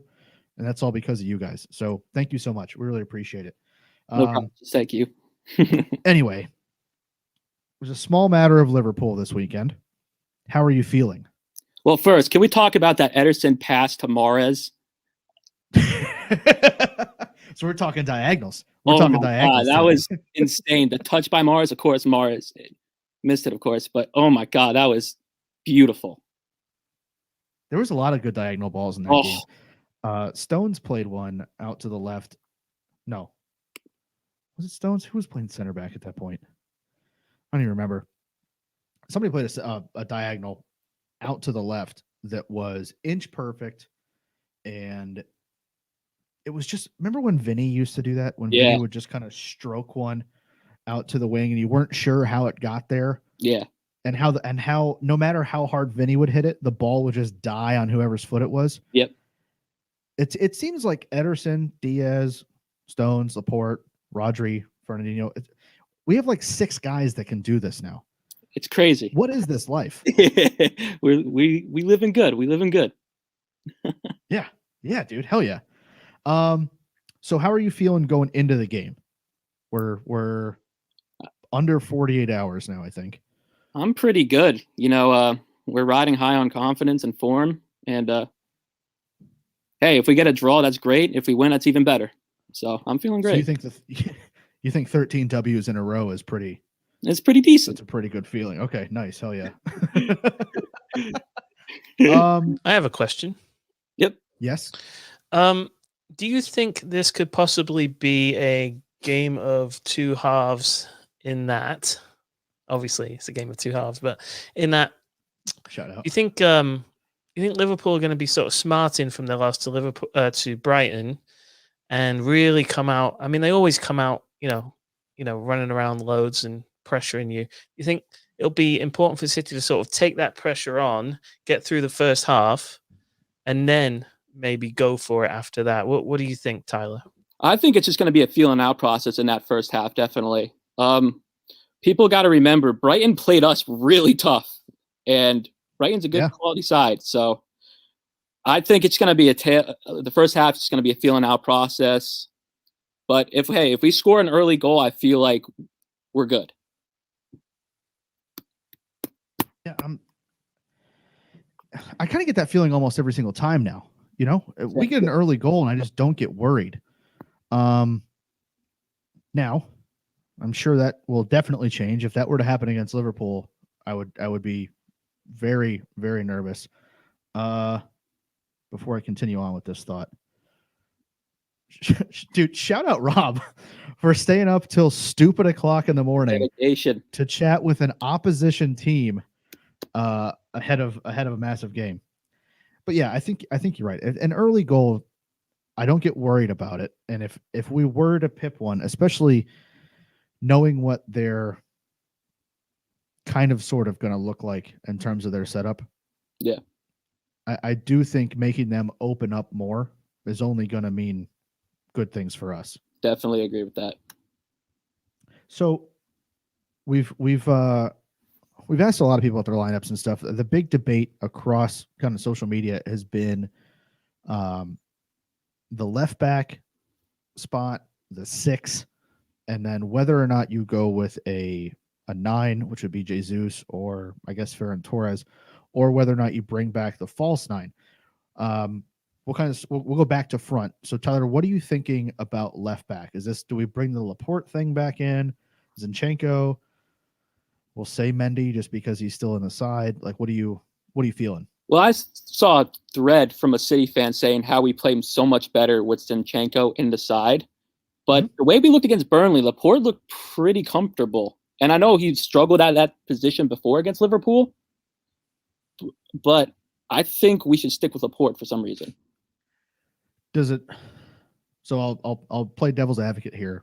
Mm-hmm. Do you think that Laporte not having to deal really with any attacks against Burnley might have made him look better than he was? Because dealing with whoever the hell was on that side of the pitch is much different than dealing with Mo Salah.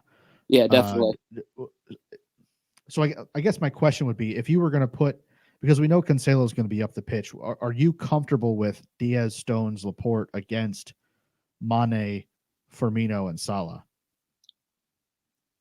I would say so. To be honest with you, yes, Liverpool's front three is deadly when they're clicking, but they haven't had that synergy this season yet, I don't feel like. And some of them have been hurt. I don't know if they're all coming back for this match, so it should be interesting.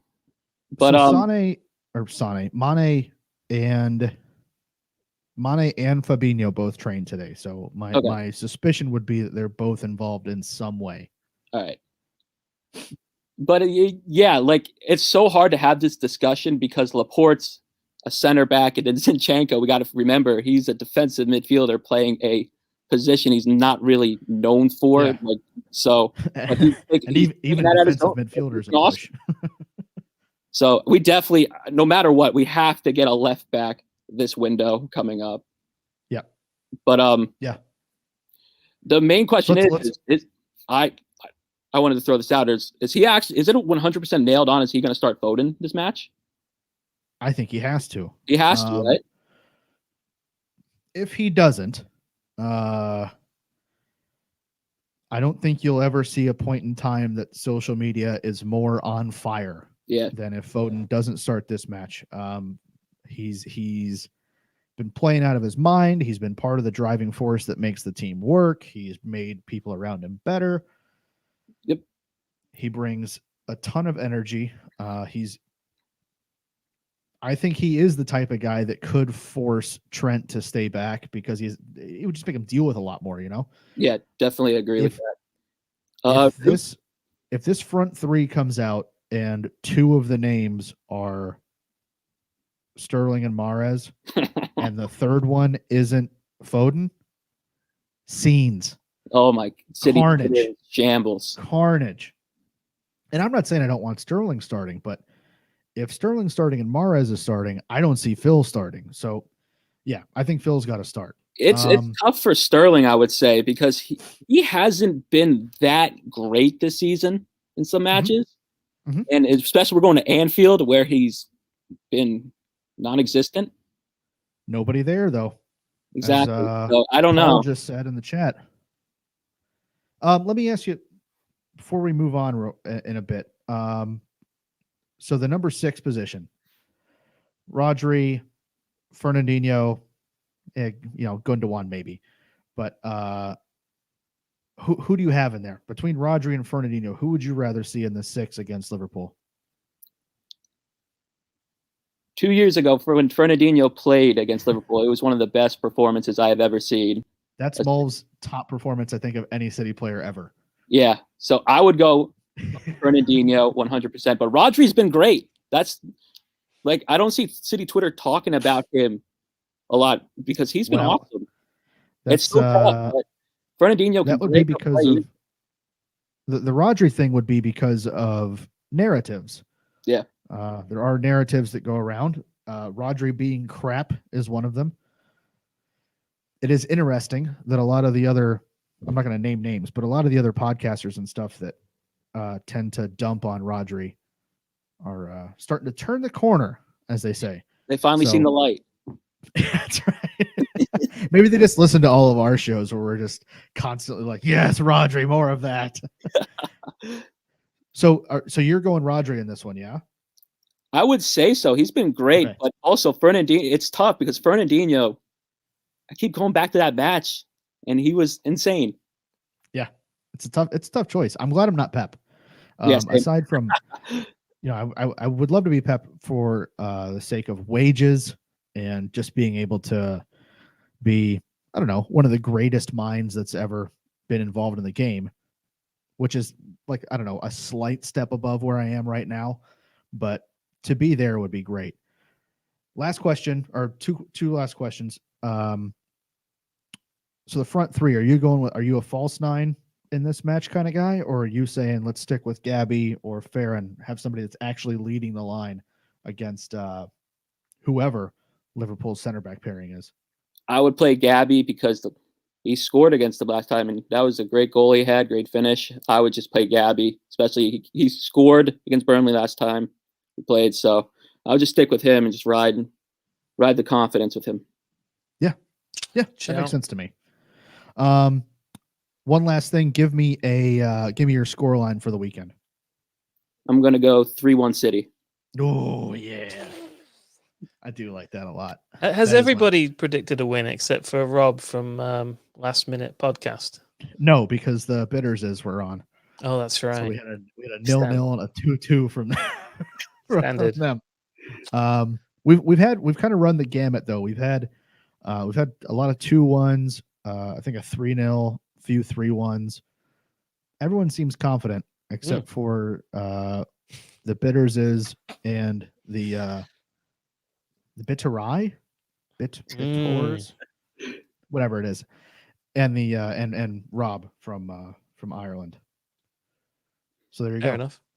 All right, Tyler. Thank you so much, Tyler, mate. Thanks, dude. Guys. We appreciate you. We'll see you. There he goes. All right. So I haven't talked to you. Yeah. How are you? I'm good, mate. I'm good. No ill effects yet. If I start growing like a second head or just keel over and die, you'll know it was maybe more surface area. Oh, true. I can really put that to work, couldn't I? That would roll. No, I'm great, mate. I mean, a lot of this talk has been around the 6, and I'm going to go with Fernandinho. I mean, I love a Rodri, but just like I said it on the podcast, but I feel like we might be using Fernandinho like we used Company in his last season. Yep. Just come in and just, just have that level head in the biggest of pick and games. choose. Yeah, you pick and choose when he comes in. And I Plus, think Tyler was right about he was just an absolute wrecking ball in that game against Liverpool a couple seasons ago. Never forget that. Never forget it. So that game, and then like I can choose your answer almost every time. Like best performance you've ever seen in a City shirt, it's that. Yeah. And then best player you've ever seen live. Okay. I think you go with David Silva. No. Yaya. Yaya? Okay. Yeah, but by a hair, mate. See? I had both. By one of bald David Silva's hairs. So if you're talking like if you took the guard off of this, yeah, and just went, yeah, okay, cool. Just want to make sure he's working the Manscaped angle in. Love it. All right, let's keep going. Let's do this. Yeah, let's go. We're gonna take you up to Chicago, City of Angels. Yeah, the Sunshine State, and it is gonna be is Vic. God bless. Hang on, I'm not ready. I'm halfway through my team. Aren't you? Welcome. I'd rather stick my fist in a meat grinder, Spencer. Oh, go on, Vic. Oh, she levitated. Yes. How she got lights? Oh yeah, disco light. It's the best $15 I've spent in lockdown. Vic, you must be on cloud 9. Like the rest of us with the streak that we're on. I mean, this what a is hilarious just purchase. Can't go nowhere but by a disco light. It's amazing. It's keeping me sane. Yeah. How you feeling? Yeah, it's phenomenal run of like 13 dubs. It's good. Yeah. So firstly, congratulations on the vaccination, Molv. Oh, cheers. Yeah, I'm still fingers crossed. My mum and dad are getting theirs on Sunday morning, very early Sunday morning. So they'll get their vaccinated and then we'll go and beat Liverpool and it'll be a nice weekend for them. Ah, love it. Love to hear it. Yeah, Joey, they had me out at Texas Motor Speedway. You remember that, don't you? I've been there. Yeah. I've been in turn 1. I was a child. Yeah, my dad got like corporate tickets. And I remember it being loud. I was covered in tar or rubber or something by the time I left. It was the biggest conglomeration of hillbillies I've ever seen in my life. Hillbillies per capita. A lot of rebel flags. A lot of like, just off in the distance. Yeah. That I don't know what it's for. Gunshots in the air. What a time. It's a tough crowd. Well, you say that, and then you eat the barbecue, and you're like, you know what? There were good people on both sides.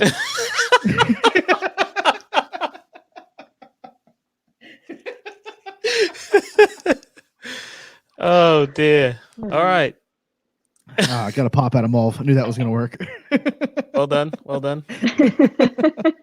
Anyway, Liverpool's happening. So Vic, I know you're not like Dickie Bitters and all that. You're not as negative as they are, but going into the match, are you again, we're a day out. So are you feeling confident heading into this that we're going to get a W? Always it's going to be 14 W. Confident. Yeah, I'm always overly We're going to have confident. a Javi Garcia of W's. Oh, that's 14. Javi Garcia. It's okay, like Diaz is taking over that spot now. Oh Lord. Yeah. I'm always overly confident several days before, and then the morning of start to get it's still City though, isn't it? Because you've still got that, like, it's ingrained within your soul of, it's still City. But no, I'm confident for this weekend. I think, you know, we've been playing so well, and the team is got a lot of confidence. And, you know, I think for whatever Klopp's attempts at mind games are with his City have had 2-week holiday and whatnot, he's not doing a very good job of that. And that's just gonna fire Pep and the team up even more. So yeah, in American football they would call that it's kind of like billboard talk. Like you usually have a board, like a cork board. Bulletin board. Bulletin board. You have like a cork board in the locker room. You just put up bullshit people have been talking about. Mulv, you missed it earlier because you were out gallivanting around. I read some quotes from the press conferences and compared it to Mean Girls. Oh, Mean Girls. Yeah. You're familiar with that, right? A little bit. Yeah. It's Lindsay Lohan. There you go. Look at you. That's all I've got. You're well cultured. I like it. Oh, and Fetch. Fetch. You go, You go, Glen Coco. Ooh. Hell yeah. So I wanted to give a quick shout out because despite the fact that we've been in lockdown and our supporters club branches can't get together and watch matches and celebrate wins and losses as they usually would, we've still had some new branches get set up over the last few months in the US. So I wanted to give a quick shout out to them. So you might have to excuse some of my pronunciation, but Syracuse. Syracuse. Syracuse. I gotta say, Vic, Syracuse. I love you for as long as the day is long, but I never thought I would hear anyone struggle with the word Syracuse. Well, for a bit, I was like, is it Syracuse? I did ask Alexa. Syracuse. Syracuse. Syracuse. Am I right now? Syracuse. Anyway, they've like just Des Moines. I would have gotten. Like Des Moines would make Moines. sense. There you go. Oh, anyway, continue with the thing. Upland in California. Upland. It's spelled Upland. Yeah. Sounds like mountains or north. Upland, California. Welcome. Lansing, Michigan. I know that one because that's nearby. Lansing, Michigan. Welcome. Lexington, Kentucky. Yeah. And Mount Vernon. Vernon. I believe that's in Virginia. There's a few of them, isn't there? There was a president that lived at one of those. George Washington? No, maybe. Oh, I don't know. It's one of them old guys. One of them wig wearers. You know what I mean? But yeah, so 5 new branches. Wow. Set up. Yes, let's go. In the last few months. That ain't which bad. I think is great. Really good work for the people in those areas that have set a branch up without being able to get people together to watch matches in person. So good work. Can I just say, if you would like your branch advertised on the Noisy Neighbors podcast, get in touch with us. Noisypod@gmail.com, noisyneighborspod@gmail.com, and we will get you set up with like a little advertisement that we'll run on the podcast. You probably heard the other ones. Syracuse just sent me one actually, so you'll be hearing about Syracuse on the podcast. So do that. Send us. Syracuse. Yeah, Syracuse. Where's Joe Ritchie? Did Joe Ritchie leave? Get in touch and we'll get an ad running for you so you can attract more members to your spot. Also, and if you make scarves, let me know. Every to get a collection. Every established branch that's watching, if you haven't already sent in a digital flag to the club to put around the Etihad, like get that done. They're doing another call for it at the moment.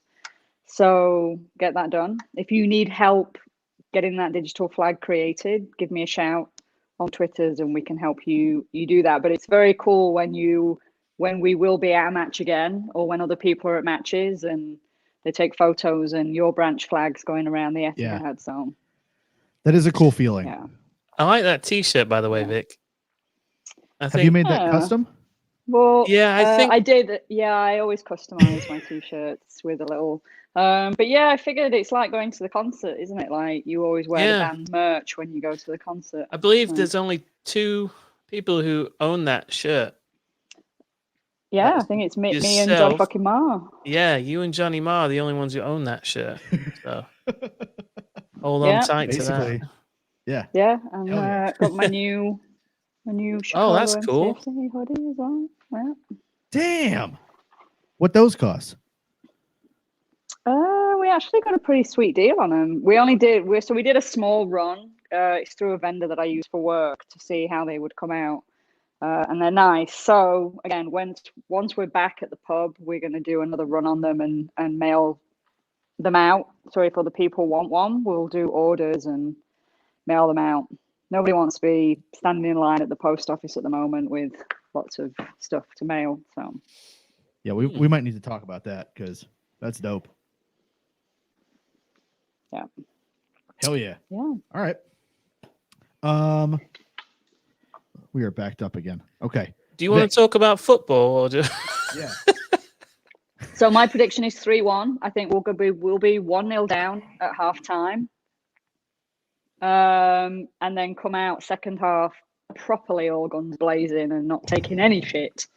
And I hope there's another like scenario of somebody calling Salah a pussy because I feel like that needs to be some kind of tradition now. It'd be great if Foden does it. Yeah.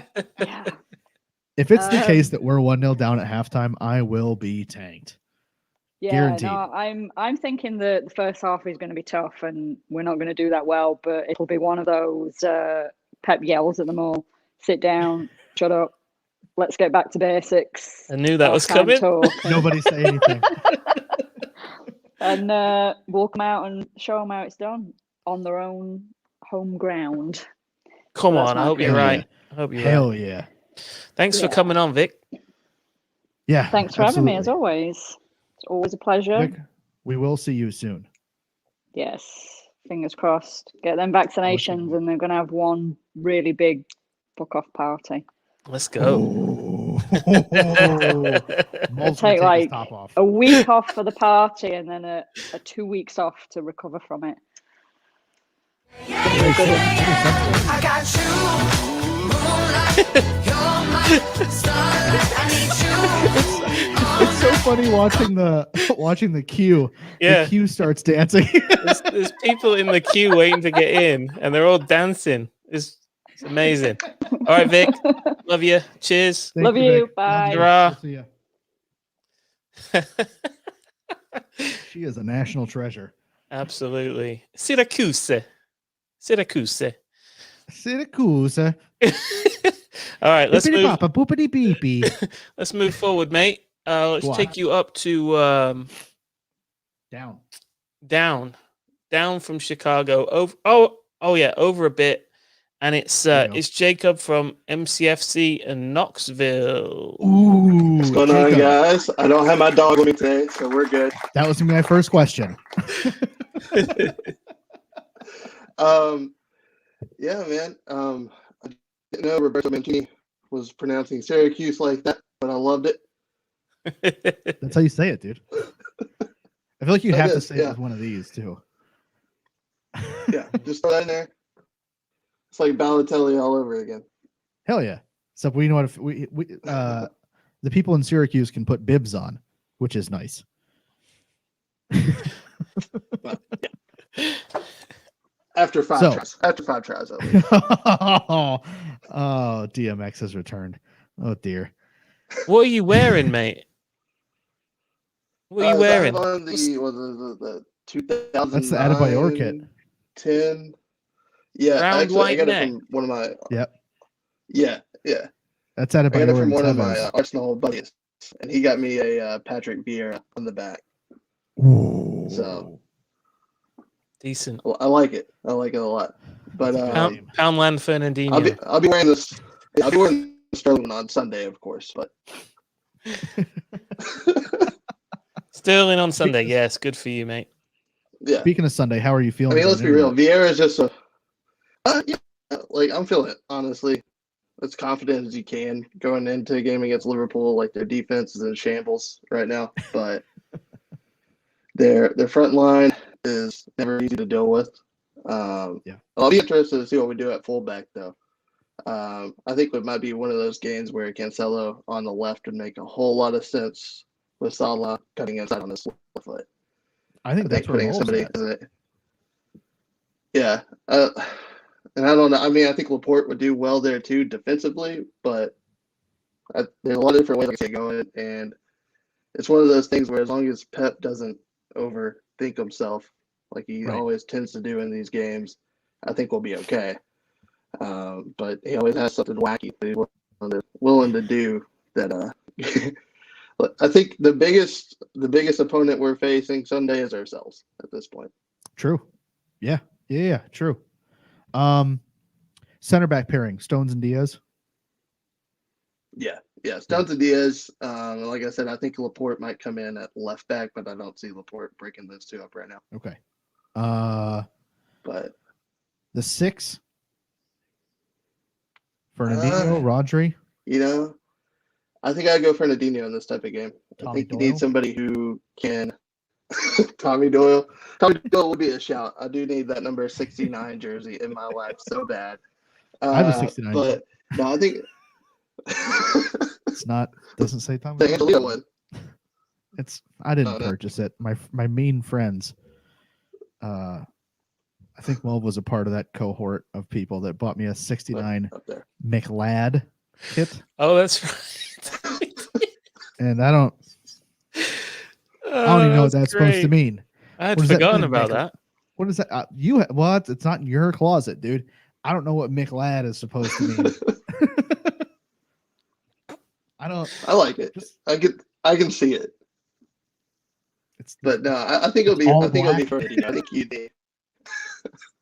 Fernandinho. I think you need. Yeah, I think you need somebody in there that is kind of. He knows the dark arts a little bit. He can break up. Any kind of counterattack they have going with Mane and Salah. Firmino's. I don't think he's going to be a threat. So watch him score 2 goals against us. But and then I wouldn't be too surprised if we actually don't run a striker on Sunday. Yeah, just same. with So their inexperience in defense. Yeah, I think, or even maybe with Jesus, kind of how he's recently been playing on the left and then kind of cutting in, and then have Foden actually play as kind of a false 9 and Ilkay playing off of that a little bit. Okay. I think if you move those pieces around up front as often as you can, that's how you get into that Liverpool defense. So are you worried? Are you worried at all about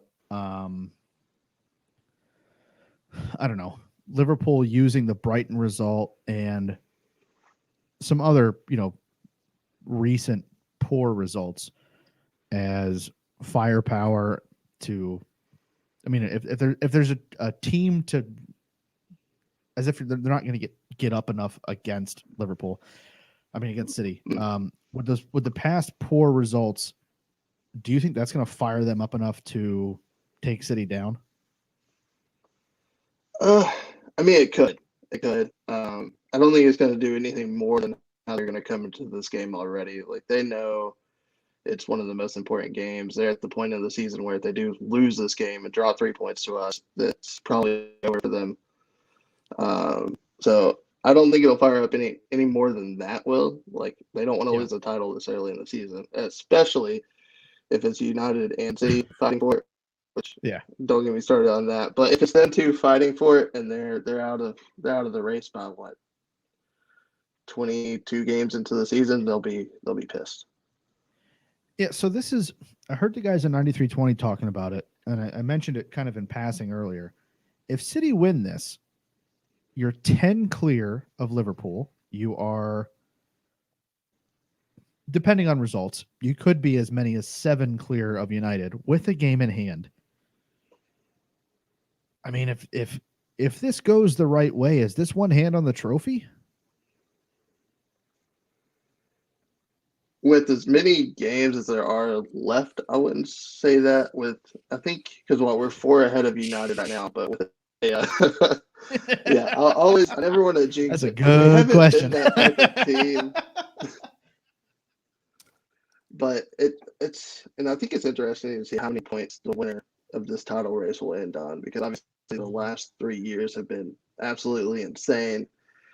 And I think this is going to be one of the lowest point totals in probably the past 10, 15 years. That's fair. As who wins the title.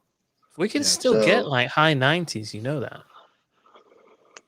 If we high win 90s still? Yeah, still. We've only lost twice.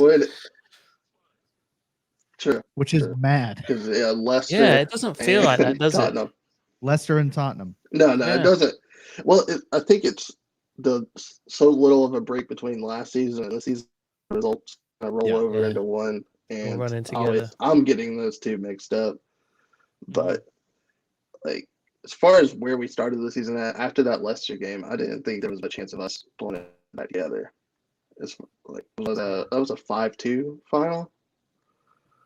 And then I think from that point we just focused on locking up the defense. And I know we were kind of getting upset about scoreless draws and stuff like that, but you see where it's gotten us now. I think that was a smart strategy by Pep, is to lock up the defense and then try to work forward on the attack.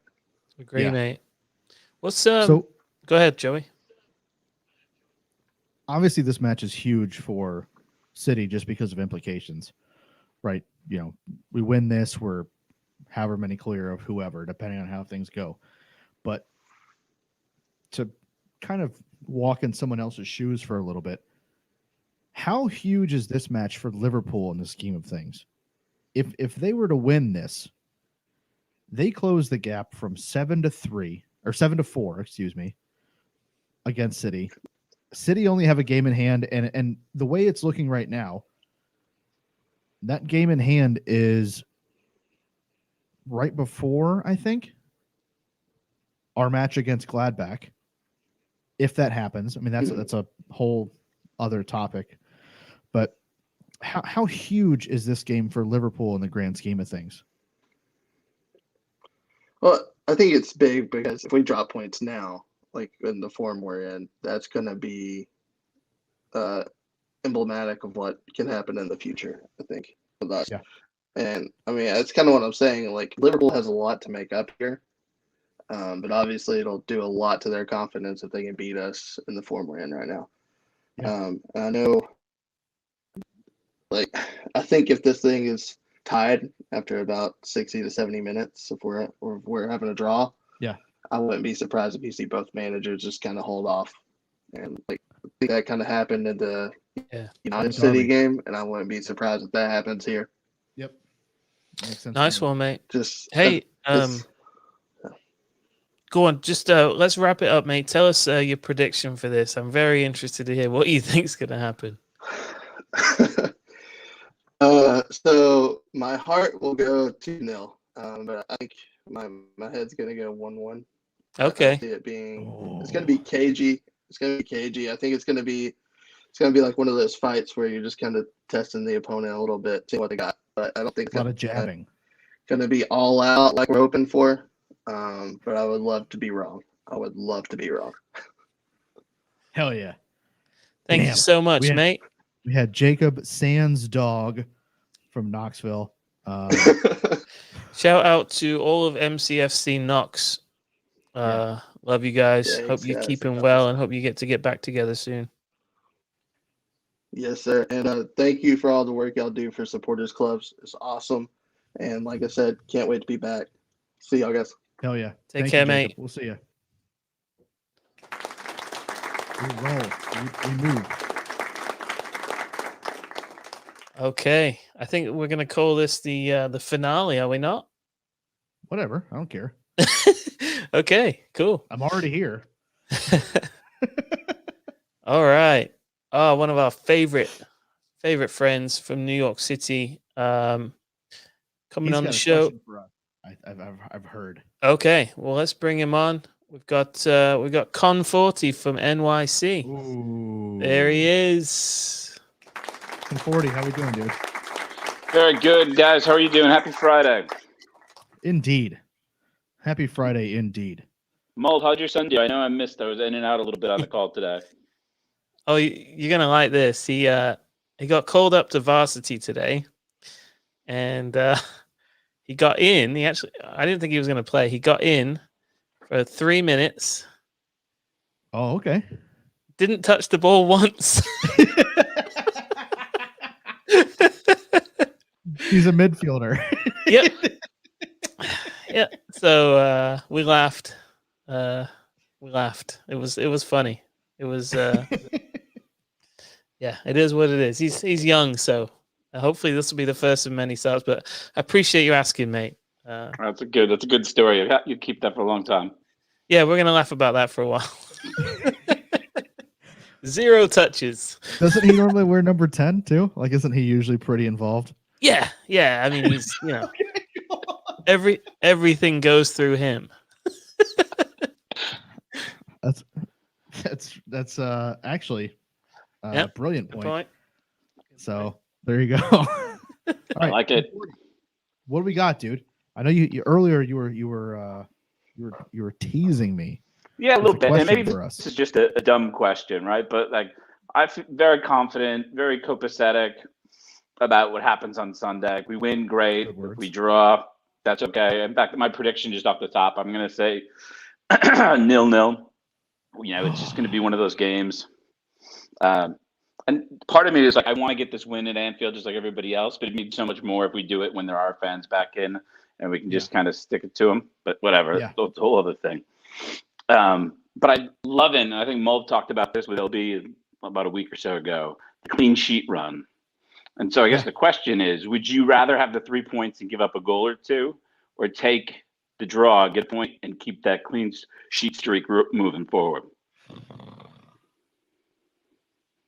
Oh, you're a bastard, aren't you?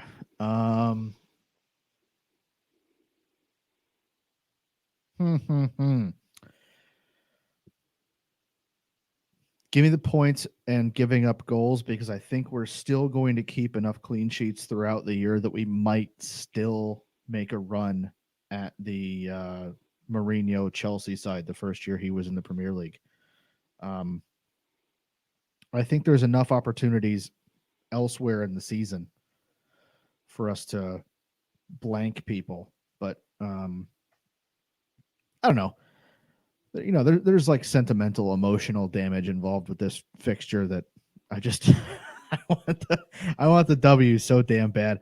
Mulv wasn't on the stream for this, but I gave out the lineup for the 0-3 match where we won last time. And I did it with the Liverpool fellow that was on, because I wanted to see who he'd rather face. And while there were some good names in that 0-3 team, I would like to believe that the team that we're going to put out on Sunday can get the job done. And that won't be the first time I've said that. I've said that a lot in the past 10 of 17 years it's been since we played Liverpool. But give me the 3 points. I get it. It makes sense. I think for older fans, it was the Dicky Bitters that he saw him win twice in 50-something years. It totally makes sense. But 82 and 03. Just from where I'm sitting right now and where I'm at, I'll take 0-0, clean sheet, take the point, and just keep it rolling forward that way. Well, and we do need to be clear about that. A draw is not a bad result here.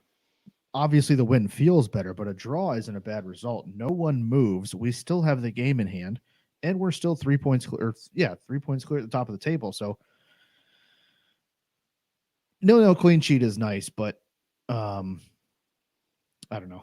I think, and it could be one of those nail biter games where you're on the edge of your seat the whole time, or it could be one of those where you're slunk back on the couch with your head in your hands, like this is the ugliest game I've seen in 3 months. I would like to have. God, it's it would be nice to have a game that there's nothing to tweet about. But it would be much nicer to have a game where, after 65, 70 minutes, it's just City fans birding on Twitter the whole time. As nice as a 0-0 would be, because it's like, clean sheet again, still top of the table, yada, yada, yada. To be able to just 2 hands up victory lap for a week, that's good stuff. That's good stuff, baby boy. I'll take that every time.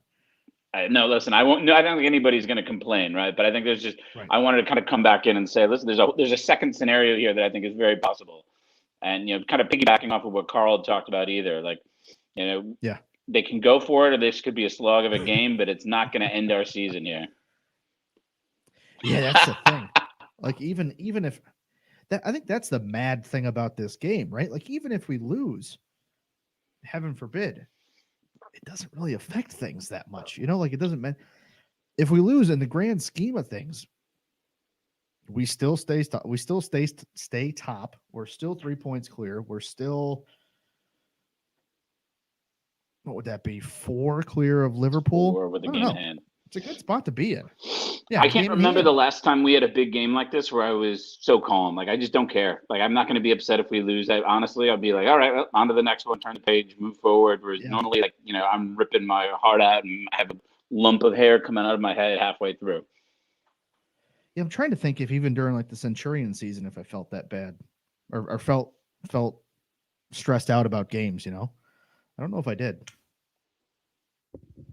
Probably the derby at Old Trafford when we more or less we more or less won the league that day.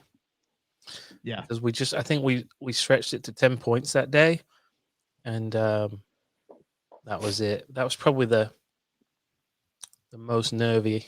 Was that KDB like shithousing in the corner with the ball? Was that game? Oh, I think so, mate. Yeah, that was the whole milk episode with Edison in the dressing room. If you remember that, apparently he poured milk on top of Jose's head after the game. They almost had a brawl in the tunnel. Yeah, what a game that was. I think that was what Otamendi got one and David Silva got one. I think sounds right. I think Lukaku was at fault for at least one of them on a bad clearance, but back clear on the back post or something. I think. Yeah, that was a great day at the pub. What a day! I think that was the day we knew we probably were going to win the league that season because they were our main contenders, main rivals. Milkgate, says Stephen Shea. That's right. Yeah, cool. Do you have any thoughts on whether, like, I'm worried about Mane playing? You know what I mean? Like he's like just practicing. He kills us too. He does. He's the main threat, I think. If he doesn't play, I think that could be huge for us, mate. And I almost wonder if Pep, I don't know how late you can change your lineup, but like he might wait to see if Mane's out there, and decide what he wants to do at fullback. Because if Mane doesn't play, I'm not sure you need both Walker and Cancelo. But anyway, looks like Joey's back. We were just talking about whether managers can have a peek at the other manager's lineup before they can make their final decision. I was just talking about Mane. Like, if Mane and Salah are playing, I'd be inclined to play both Cancelo and Walker. But I think they are both playing. Yeah, I feel like Pep makes his mind. Pep probably already made his mind up, and it won't matter. He's going to go with whoever he's going to go with. And honestly, I don't know. I can see the argument for Walker and Cancelo. What have people been saying? Like, that's what I think is going to happen. I think he's going to have Walker at right back and Cancelo at left back. A lot of other podcasts are talking about Zinchenko's definitely going to play. That's where I'm at. That gives me a bit of the willies just because of the pace. That's fair. Salah, but that's no knock on Zinchenko. It's just a pace thing. That's all. He's been really good. And I still go back to the flashback at the end of that Chelsea game. I feel like Zinchenko was at fault for that last goal at the end of that game. And so I'm okay with Walker and Cancelo out there on the flanks. I think they'll keep it. And you got the speed. And I just fundamentally, I think those two guys are less mistake prone. I mean, if you go back to September and August, Walker was playing lights out. I think the question to Pep will be, having Cancelo on the left, does it still allow him to do that hybrid role he's been doing? You know, where he pushes up the pitch into the midfield. Or I think the only issue would be if he decided to float wide on that side. You know, I mean, his left foot's good, but it's not as good as his right foot. And if he and you're not going to put Walker over there. So yeah, I think it would make City more narrow, and I don't know if that's a route we want to go down. Yeah, agree, mate. Agree. What other thoughts you have, Con, mate, before we let you go? So I would just say, again, very confident, very comfortable with what's going to happen on Sunday, and looking ahead. Like 10 days is a long time this year. A lot can change in 10 days. And so looking past Liverpool and saying, what do we have in the next match or two after that? What do we also need to be thinking about? We don't have to put all our eggs in one basket for Sunday. We can look out, another 10 days window after that. Look at some of the other matches, whether it's the Champions League, FA Cup, things like that. There's a lot still on the table besides getting 3 points at Anfield. I hear you, mate. Tranquilo is what I'm hearing. 100%. He's got Tranquilo juice in that cup, dude. I see it. Hey, thanks so much for coming on. Thanks, guys. Thank you, See you soon, mate. There he goes. Okay. Wow. What a show, mate. Well done. Well done. Dude, this is, honestly, the people that have been involved in this since the beginning is unbelievable. At one point, the queue was so backed up you had to scroll. Yeah. To see names. Yeah, just everyone that's been listening and watching and all that kind of stuff. You guys are amazing, and you've made this thing what it is. I mean, for me starting this thing alone, I was never alone the entire time. It's been great. Fantastic. It's been great. All right, let's wrap this up. We got one more caller. Let's do it. Take you out to somewhere in Alabama. Yep. I'll let him tell you exactly where. It's our mate Stanley Hawkins. What's up, pal? What's going on, guys? Shut up, Flat Stanley. Bless you, Mo. What's that? I said bless you. Oh, cheers. Yeah, I'm from Birmingham, Alabama. We have a supporters club here, and it's what's great. that called? MCFC BHM. Hell yeah. BHM. B-Ham. How y'all been tonight? How are you feeling, Steve? It's a Friday night, so that's good. I do have work tomorrow, so that's what do you got, dude? Is that Stouffer's lasagna? I've got a chicken parm. I'm going mauve style on my chicken parm in the background, so I'll be popping off for a minute. All right, we'll see you, bro. Go eat your chicken in the corner. Yeah, Stanley, it's a Friday night. I get to chat with City fans, so that's fun. I don't think people that like listen or watch this get how much fun this is on this side. Because I'm in Leeds, Jacob. Oh, ridiculous. Man. Yeah, I don't know if you guys get what it's like on this side, because me and Mulv talk every week, which is a blast, but it's so fun. It's so fun to hear the perspectives of different people across North America, and even when we get like Australia and England and Ireland and stuff involved, it's really cool. And to be able to just like chill with you guys and chat shit for a few hours rules. Now, how I'm feeling about Liverpool, slightly different. I can only imagine. Because I've been hearing a lot of draws tonight, more than I thought. Worries me, doesn't fill me with confidence. I'm hoping that you're going to tell me something different than that, and that you're feeling like we're going to add, like I said earlier, we're going to have a Javi Garcia of W's. Is that the case? Yeah. My prediction is definitely a win. So we've talked a lot about just positional stuff and all that, left back, the 6, the front 3, that whole thing. One of the questions that came up earlier was about Phil. Phil has to start this, right? Yeah, I think that you have to start Phil, preferably on the left. I just think that he's really direct, and I don't know if you can't have him in there without KDB, and especially without having Aguero. You just need someone to take it to him. So you're thinking left footer on the left, right footer on the right, correct? Is that yes? That's how I wish it would always be. Who is the guy on the right? Is it Raheem? Raheem, yeah. I think it'll go Raheem because he's the more senior player. My heart is Torres because I love how he's looking. Yeah.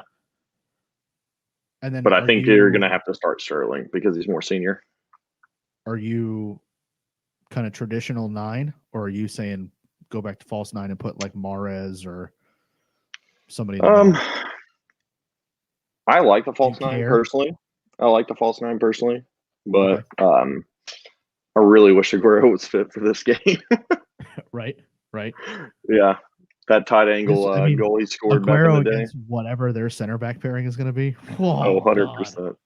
100%. But I would be okay with starting Sterling and pushing Ferran through the middle. Okay, so kind of like a hybrid. Mm-hmm. Because he can play as a false 9 or as a true 9. I'm assuming the 8s have to be Gundogan and Bernardo, yeah? 100%. So how are you feeling about Bernardo over the last month or two?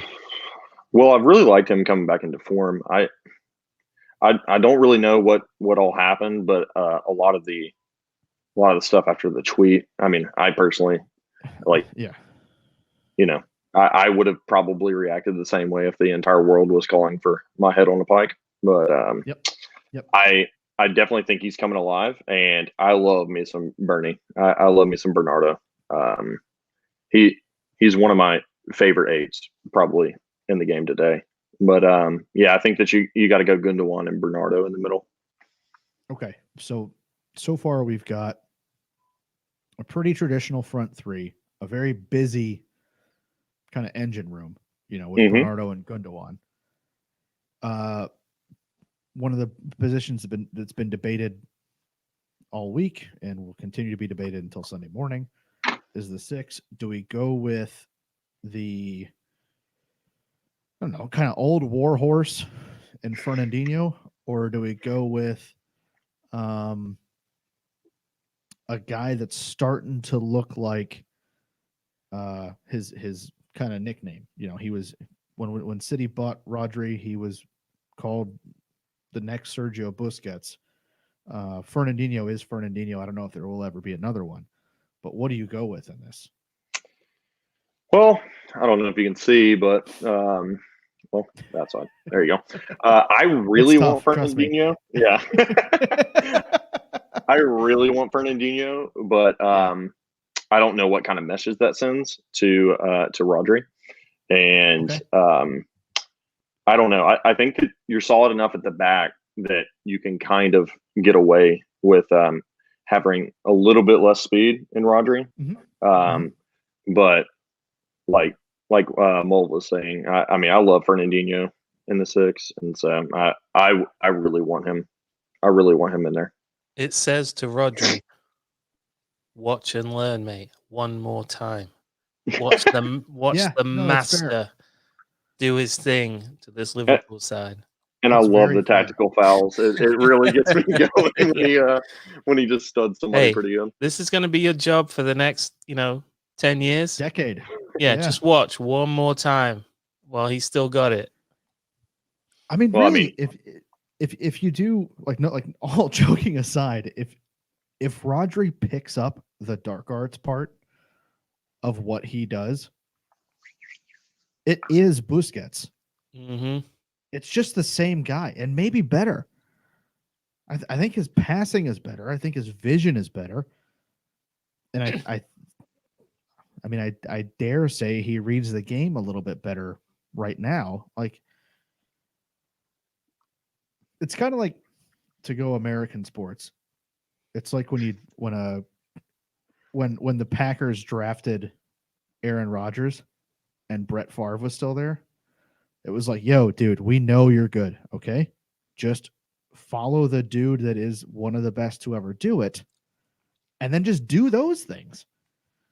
And it feels like that's what we're getting with Rodri and Fernandinho in these big games. We talked earlier about Dino kind of being used how Company was, where you pick and choose and play him in certain matches that you know you're going to get the most out of him, or that you need him the most. And like you said, I think that's spot on. Yeah, if this is the one to do it in, hey, look at you, dude. See, you're not just a button monkey over there, dude. You do all kinds of stuff. You got thoughts and everything. Jesus. So we're all Team Rodri in the midfield, or Team Fernandinho in the midfield on this one. Mm-hmm. I reverted to Noisy Neighbors default there. I should have. Back line. Stanley, are you like Team Mulv, where you say that we should do Walker on one side and Cancelo on the other? Or are you thinking it's Cancelo on the right and Name on the left? Oh, I want to say both, Yeah. but I mean, obviously that's not possible. Can't But do that's like putting out a Mulv lineup with 12 people. Can't do this. he doesn't count the keeper as much. 1, 5, 4, 3. I honestly think that you got to go Walker and Cancelo because, I mean, again, you know, you have a more senior player and you're dropping him for arguably the biggest game of the entire season, and that doesn't send a good message to the squad. So, I really would like a little bit of 3 at the back, but I don't think we're going to see that. And so, I mean, it kind of is, though, isn't it? Yeah, It can be. It's so fluid. Cancelo will go into the midfield. Yeah, definitely. This is one of the few times I'm anti-3 at the back. Not even like transitional. Like when we have the ball, we don't have the ball. No. You're not pushing your wing backs up? I'm not saying your that. fullbacks? I'm just so 3 at the back the way we did it against Burnley, where Laporte is nominally a left back, but when we have the ball is playing as one of the center backs. I don't ever want to deal with a situation where the left back is Aymeric Laporte and he's dealing with Mo Salah on the break. Yeah. No part of that fills me with confidence or joy. So I've had too many drinks to talk about this, but tactical theory would tell you that lay it on me, bro. You wouldn't play 3 at the back against a front 3 just because you'd be manned up 1-to-1. You wouldn't have a numerical advantage. So even if we played Cancelo, Diaz, Stones, Laporte, I think you'd still have a numerical disadvantage because Cancelo gets caught so far up the pitch a lot of times, and it's not problematically, but just because of how we use him now, that I don't want to deal with a situation in which Liverpool are breaking and they're able to bypass all of midfield with just an Alisson, because Alisson can play a lot of the same balls Ederson does. I don't want to deal with a situation where Alisson is just banging one out to Mane or banging one out to Hey, both of you two.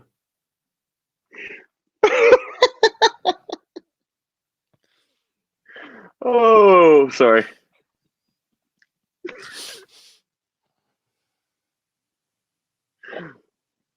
Go on. As you were. Grow up. Hey. Knock it off.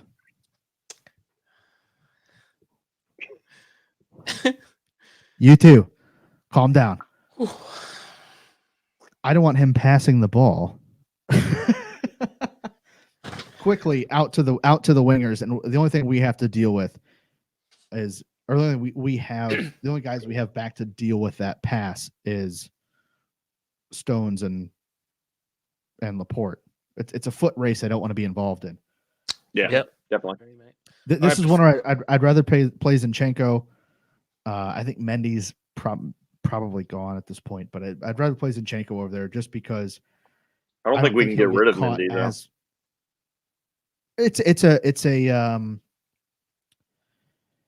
It's definitely a Mangala Adebayor situation. Yep. Where we paid too much for him. We're paying him too much. I do see us loaning him out and us paying the entire fee, weekly wages on that. And then he gets sold for, he has 3 years left, right? 2 bags of balls and a new goal somewhere. He has what? I think it's 3. We gave him a 6-year contract, didn't we? Oh, hey, Stanley. Yo. Leicester City. Mm-hmm. Do not play that back.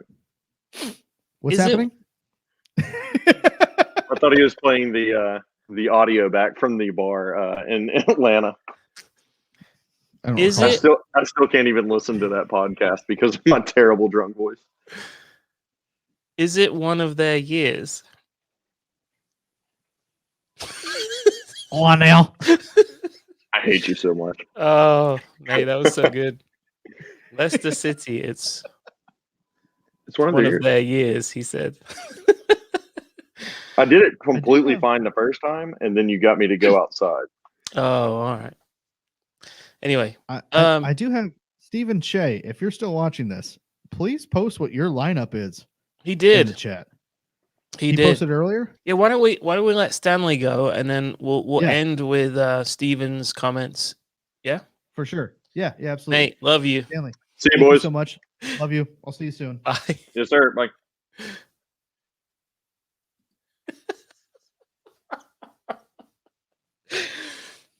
Oh, this was a respectable show until you showed up. All right, let's wrap this up, pal. Stephen Shea. Who's this? I'll go till I'm dead. Let's go. All right. Oh, he's dropped out. All right. What's the Stephen Shea? Zane. All right. Stephen Shea came on late, but he wanted to say, only recently logged in, but I feel that as long as there's no referee aberration, no sendings off, no double pivot, that City will win. He goes with Edison and Walker, Stones, Diaz, Laporte across the back. Fernandinho, like that. Silva and Gundogan in the eights. Then across the front, Sterling, Jesus, and Foden. I'm assuming from right to left. 4-0 City. Whoa. I'm less confident of a fair result, though, because I feel that sometimes justice is not served when playing Liverpool. He makes a good point. We have come up against some awful luck / refereeing against them in recent years.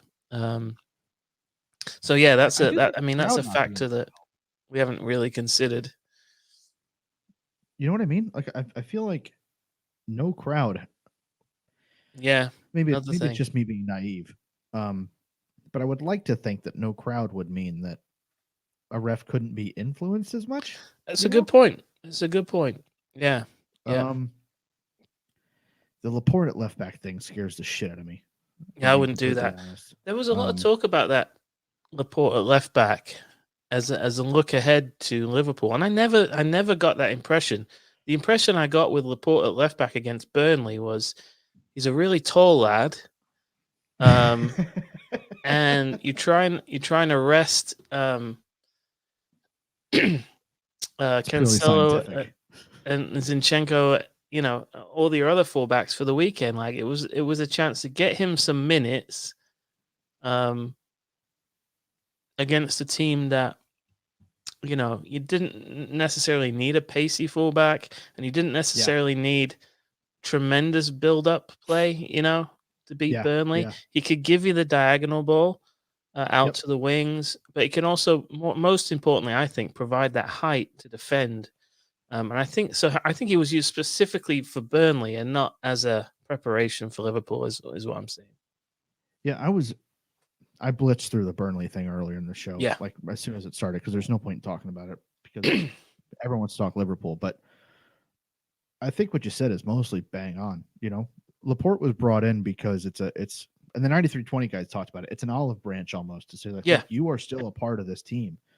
And I can't envisage a scenario where Stones, Diaz, and Laporte is a back three. Mm-hmm. Which brings up a whole lot of feelings, and I won't get into them tonight because it's too late. But Burnley's the game to do that in. You know, Burnley is the match where he doesn't have anything to worry about in terms of there's no winger out there he's got to have to deal with. There's no, it's not like whoever was playing right back for them or right midfield for them was going to make these crazy bombing runs forward. He's just never going to have to deal with it. So, it was the match to play him in. I don't want to see him dealing with Salah. Yeah, I just never want to see him and Salah running near each other. It's not. Look, like just thinking about it now, it makes me nervous. It makes my stomach hurt. I don't like it. Oh Lord. Okay. Is this true? It's Martin Atkinson? I believe so. Yeah. Okay. Yeah, and I think he got roasted. Yeah, I think he did. Is that right?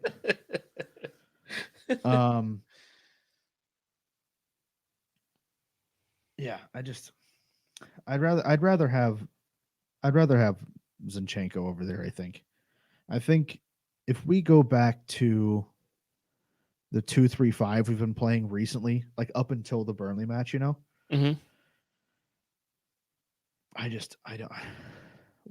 don't think Salah's going to work hard enough to track back and deal with Zinchenko moving inside and moving into midfield. So you have a free man there because whoever the midfielder is on that side of their midfield, to be redundant, can't pick up Gundogan and Zinchenko.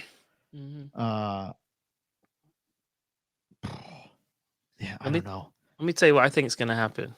Please. I kind of hinted at it earlier when I asked one of the guests.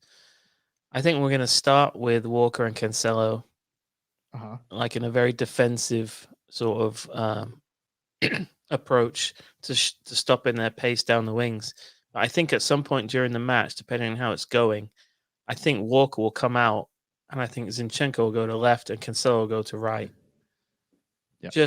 I think you try to soak it up because I think they're going to come out guns blazing. If you can get through the first half and it's tight, and then if you feel like, hey, I can go up another level and I can win this, bring Zinchenko in, control the game, attack a bit more. Cancelo can then he's a little bit more, I think, effective on the right when he plays right back. Yeah. And interacting with like Bernardo and Raheem down the right. So I would try that actually. I would anticipate a pedal to the metal start from Liverpool, absorb it, and then go after him in the second half. So you're thinking that's like an hour mark change kind of thing, depending on the scoreline, yeah? Yeah, obviously, however the game goes, but Okay. Sam Watts mentions Zinchenko keeping up with Salah. Yeah, that's my fear. That's why I think maybe starting Cancelo at left back to start the game, just to sort of soak him up at first might be the way to go, and then unleash Zinchenks. Also, I would trust Zinchenko in a foot race against Salah more than I would trust Laporte, I think. Absolutely. Let's not forget Zinchenko was purchased as an attacking midfielder or winger. He can move. No, he's not as like quick as Mendy or Cancelo or Walker, but there's few that are. So I know some of the words in this.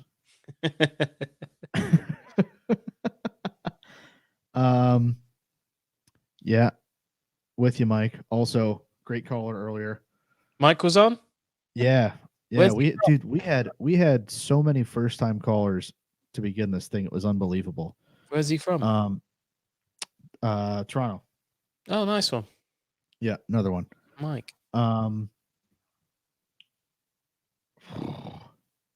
So I haven't asked you this. Okay. I've asked everybody else on the show. How are you feeling? I'm chill. You're tranquilo. Yeah. I'm just hoping I don't have any side effects from my vaccination. You're just bragging this vax thing. hard vax brag. I'm pretty chuffed with it, mate. But yeah. I'm still trying to figure out which group you fit into. Yeah, I'm nowhere. I just don't. You paid somebody.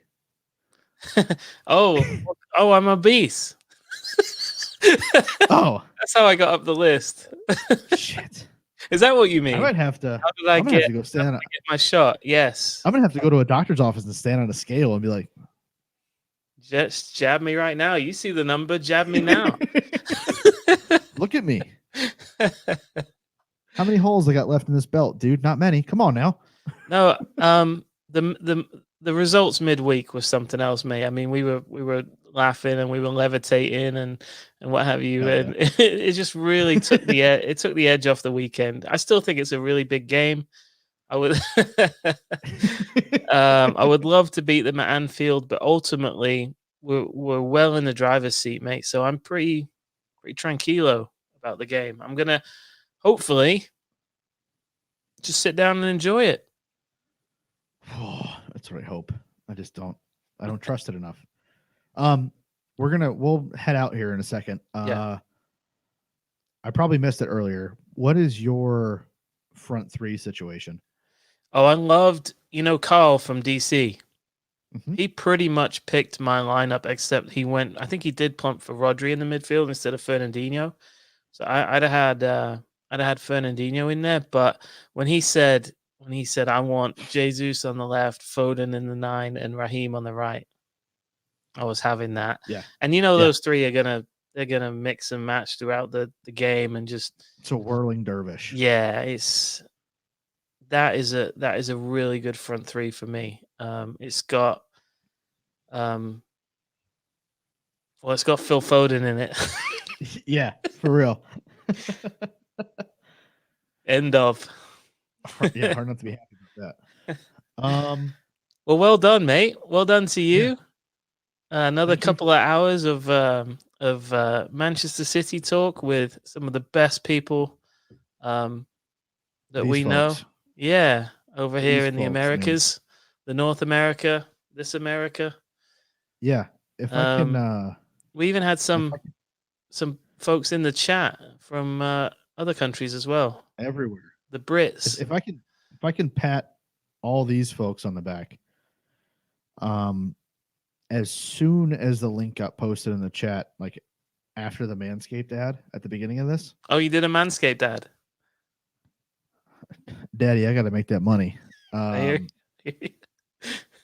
soon as I posted it, I had, I think, 5 lined up. So like that's how much for our just behind the scenes thing.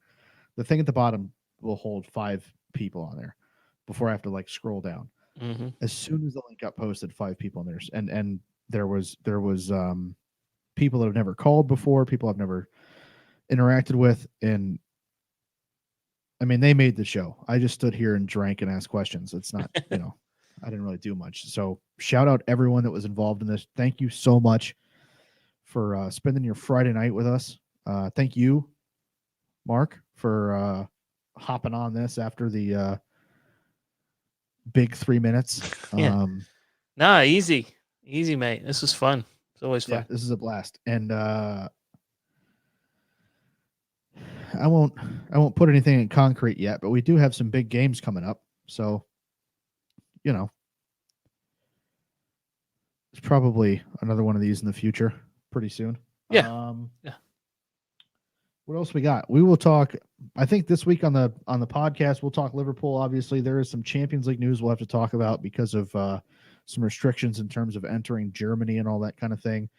There's also talks going around what the group stage of the Champions League is going to look like in the next few years, and we've got Spurs on the horizon. So we will talk about that coming up soon. Thank you so much, everyone, for joining us tonight. Make sure you follow us on Twitter @NoisyPod. Please like this video if you've enjoyed any part of it. Make sure you subscribe to the channel. I know before the stream started, we were just under 400. I'd like to get that up to 400 subscribers on YouTube. That'd be awesome. Noisypod.com for all of the things. You can buy some swag there, too, if you want. Whew. And I think, pal, patreon.com/noisypod. If you think what we do every month is worth $1, then you can give us $1 or more if you're feeling so generous.